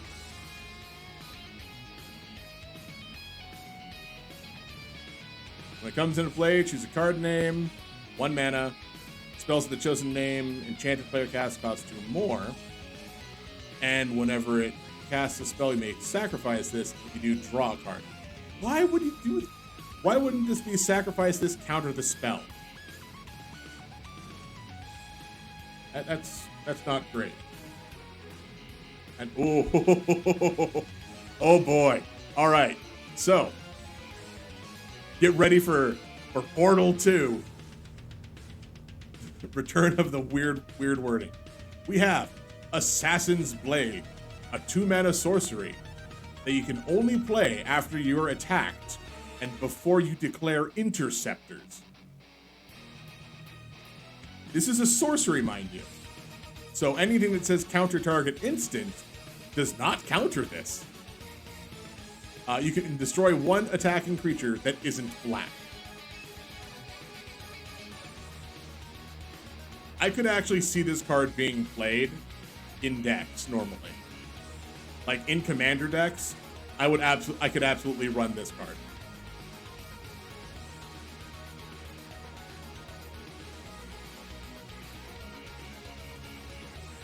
So the reason it's like this is because for Portal 2, I think Portal and Portal 2, they removed every card that was an instant or an interrupt. So they just had sorceries with casting restrictions.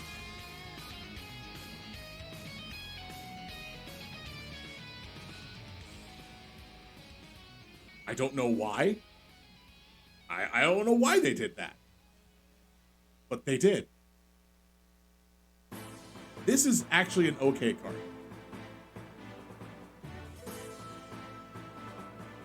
The text is just massive, though.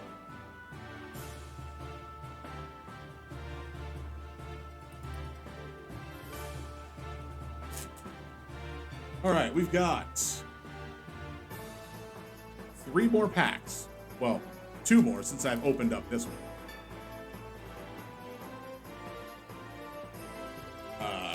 Art is a human hoisting the jack-o'-lantern high.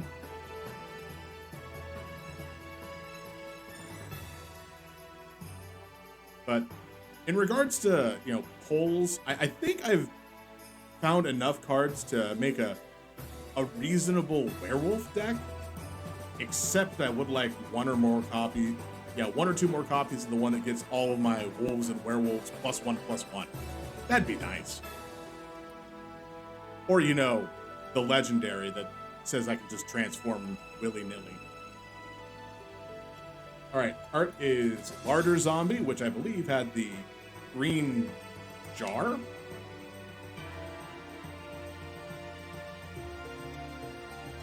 Yep, green jar.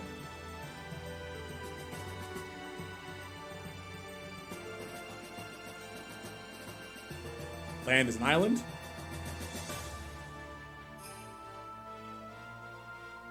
Oh, what is this now?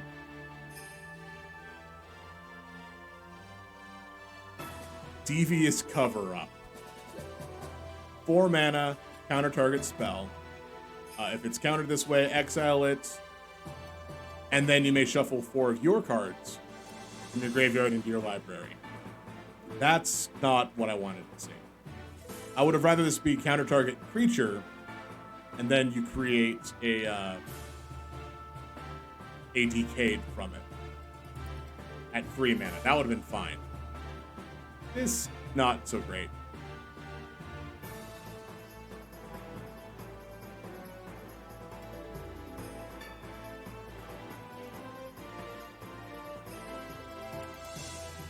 Crossroads Candle Guide.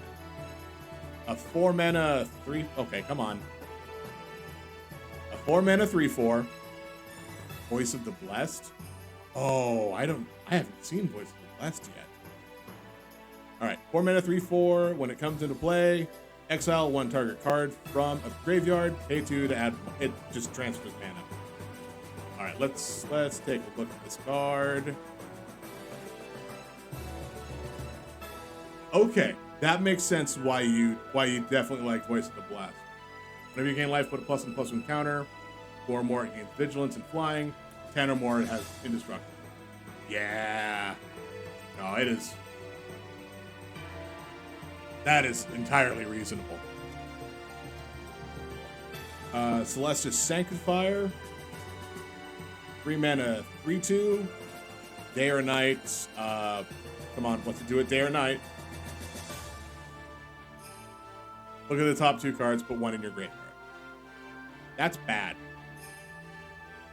I mean, that's fine, but it's not good. Yes, but for 2 mana, that card is definitely... Oh. It's so much closer to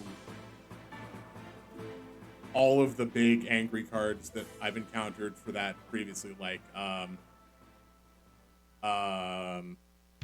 the one for snow mana, or the one that's red or white, or the one that's green, black and white. Yeah, it is. It is almost Yu-Gi-Oh! Shenanigans. The only situation is it's not like. No. It's good. It is good. And if you have it in the right deck, it'll just stay alive forever. Gavany Silversmith. When it enters the battlefield, +1/+1 counter on 2 target creatures. Oh, it's a 4 mana 2/3. Never mind. Dawnheart Wardens. 3 mana 3/3 with vigilance. Creatures you control get +1/+0 if you have cover.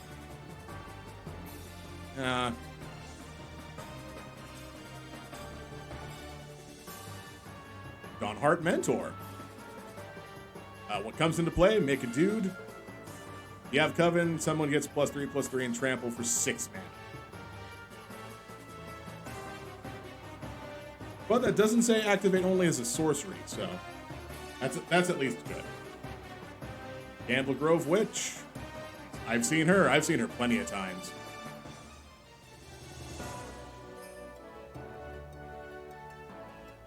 Bait Hook Angler. I've seen him so much. Ooh, haven't seen this card. Chaplain of Alms. 1 mana, first strike, 1/1 with ward, and it disturbs into a 2/1 with first strike. Each of your creatures has ward 1. Oh. Well, that's nice.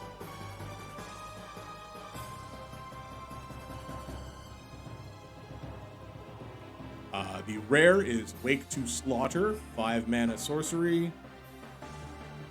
Choose up to 2 target creatures in your graveyard. An opponent chooses one of them. Return that to your hand, and then you return the other one to the battlefield. Gains haste, exile it to be in the next end step. And it has flashback, so you can do it again the next turn. No, that's not bad. Coil is Blood Pact. Slightly worse, Sign of Blood.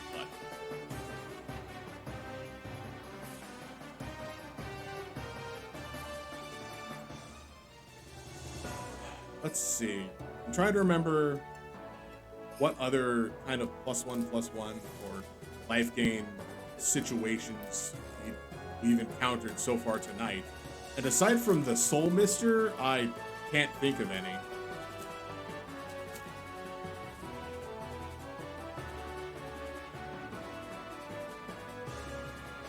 Oh, they reprinted Delver's Secrets? Neat.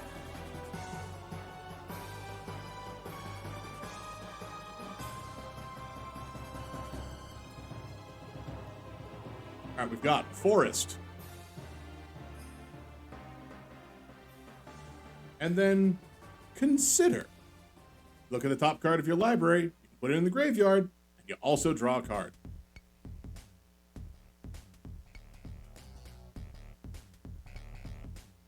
Secrets of the Key. Investigate. But if it was cast from the graveyard, investigate twice. I don't get why investigating is a key detail at this point. Is it super important to the story? Who knows? Search Party Captain. Costs 1 less for each creature that you attacked with this turn. It's a 4 mana 2/2 that could be a 1 mana 2/2. And when it enters play, draw a card. Oh. Actually, I'm fine with this.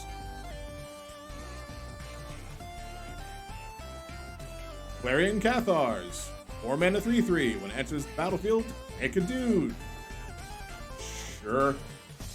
4 mana for a 4/4 stat. Why not? Contortionist Troop. It's a 0/0, so it's green and X. Comes into play with X +1/+1 counters. If you have 3 or more creatures with different powers, put a +1/+1 counter on a creature. At the beginning of your end step. Fine. It's fine. Join the Dance. 2 mana, make 2 dudes. Great. Perfect. Print it.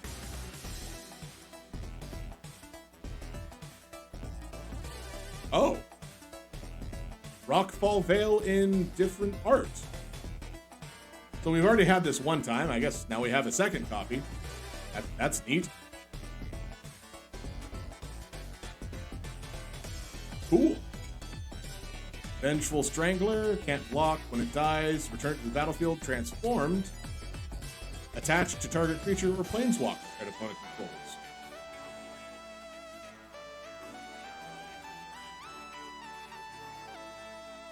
And then we have Upkeep, sacrifices a non-land permanent and lose a life. Oh. Wow, that can be tempting. I don't think I can use Moon Mist to abuse that though. Tavern Ruffian, he becomes the Tavern Smasher.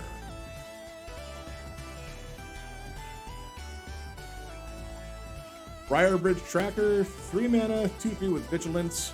When it enters the battlefield, investigate. And as long as you control a token, it gets +2/+0. So it enters the battlefield as a 4/3. Neat. No complaints there. Broodweaver. It's the spider that when you squish it, more spiders come out.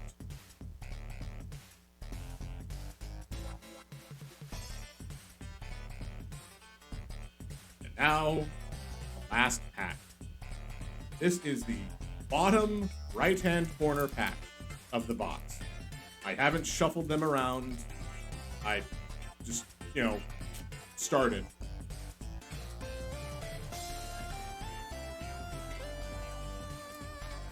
It's not a card from the list, so no more worries about that today. You have a zombie token.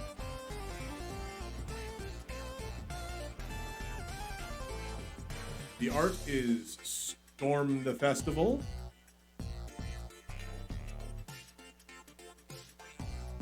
Helps if I hold it correctly. Yep, all those werewolves just destroying the Wicker Man Festival. Now where's Nicolas Cage gonna get beat to death? Or I don't think he died there. There's just a bunch of bees. We have a Plains as our land.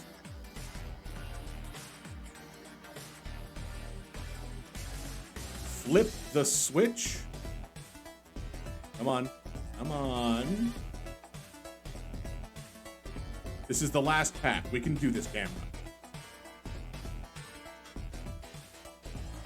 Flip the switch. 3 mana instant. Counter target spell unless its controller pays 4, but you do create a zombie. That's fine. That's great. I'm good with... Oh god, this thing again. Oh, it's your boy Falcon Abomination. 3 mana flying, 2/2, make a 2/2. It's 3 mana for 4/4 in power. Oh, just terrifying.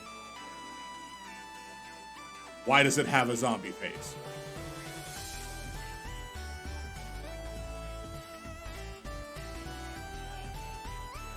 Might of the Old Ways.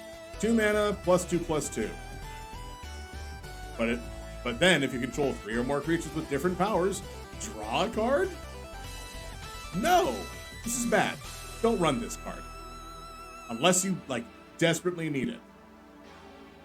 Shift into white. Run the white pump spells. They're better. Ritual of Hope. 2 mana, creatures you control get +1/+1. So if you have, 3 creatures, it's already better than Might of Old Ways. But if you have Coven, so if you control 3 or more different creatures, or creatures with different power, they all get +2/+1. So, if you were thinking about getting use out of Might of the Old Ways, just be like, oh yeah, I'll play this and it'll be great. This is better. Run this card instead. Cathar's Call, 3 mana enchantment. It's an aura. Enchanted creature has vigilance, and at the beginning of your end step, make a dude. It's fine. Defend the Celestis. 4 mana instant. Just put 3 +1/+1 counters out. They can be on 1 creature, they can be on 2 creatures, they can be on 3 creatures. Just only on creatures you control. More story spotlight cards, though.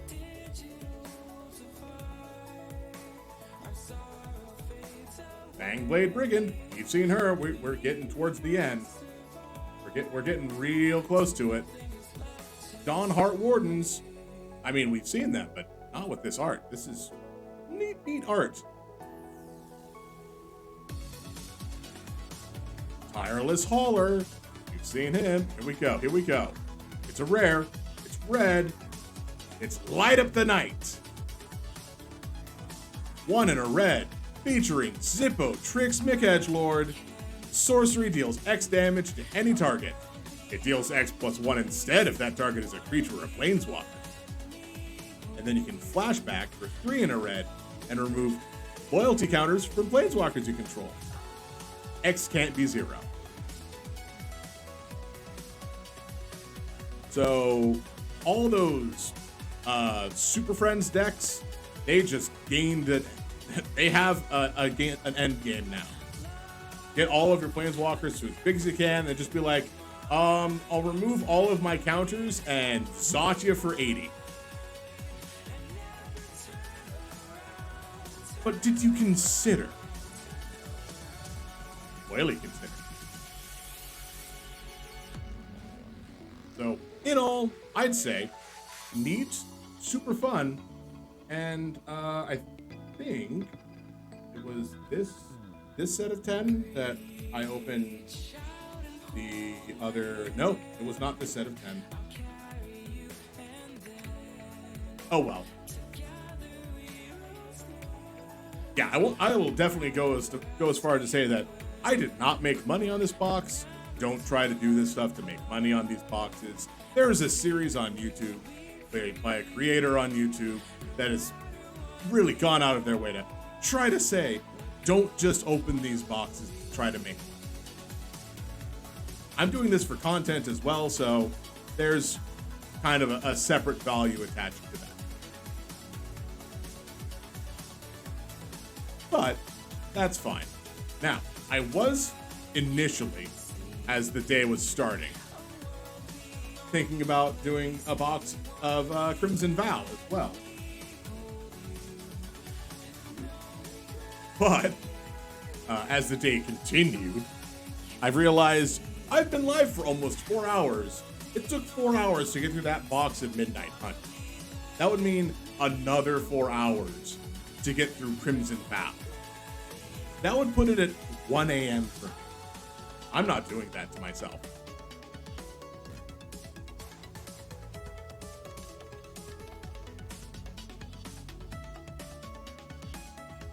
And I wouldn't expect you to do it to yourself either. I didn't realize it was 9 p.m.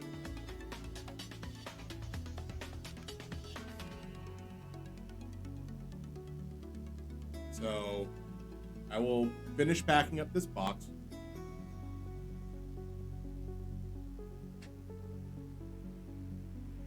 As you can see, I'm gonna just everything's in the box. That's the box. Innistrad Midnight Hunt. Uh-oh. There we go. All right, now we'll go back to base. Because I know today was a lot shorter. Well, a little shorter than I normally go. And a lot shorter than I thought I was going to go. Mostly because I fell asleep at like 4 o'clock. And I thought it was going to be fine. But that's how it goes. So, thank you, everybody, for showing up, for chatting, for being here. Thank you, Chewable Toenail, for the follow, and thank you, Zilrin, for gifting the sub. Again, I'm fairly certain that Tresson will appreciate it. I'll be sure to let them know when I pop into their stream a bit later on. Or, actually, the plan is right now, because I think they went live about an hour ago, and I've been watching them play through Y2K, the postmodern RPG. I think we're gonna keep going. So I'm gonna start the raid, and then we're gonna do the goodbyes of thank you everybody for showing in. I hope you all had a good day. If you celebrate Thanksgiving, I hope you enjoyed that. If you don't celebrate Thanksgiving, still I hope you enjoyed your day, and keep in touch with your friends and family, all of your loved ones. They want to hear from you. Let's see. Tomorrow, I don't know what is going to happen. I might start early and stop halfway through. I might just not stream tomorrow. It's Friday. I generally don't stream on Fridays anyway. But all of last week's videos, by that I mean the 2 videos from Saturday, will be going live on the YouTube channel. Feel free to watch those.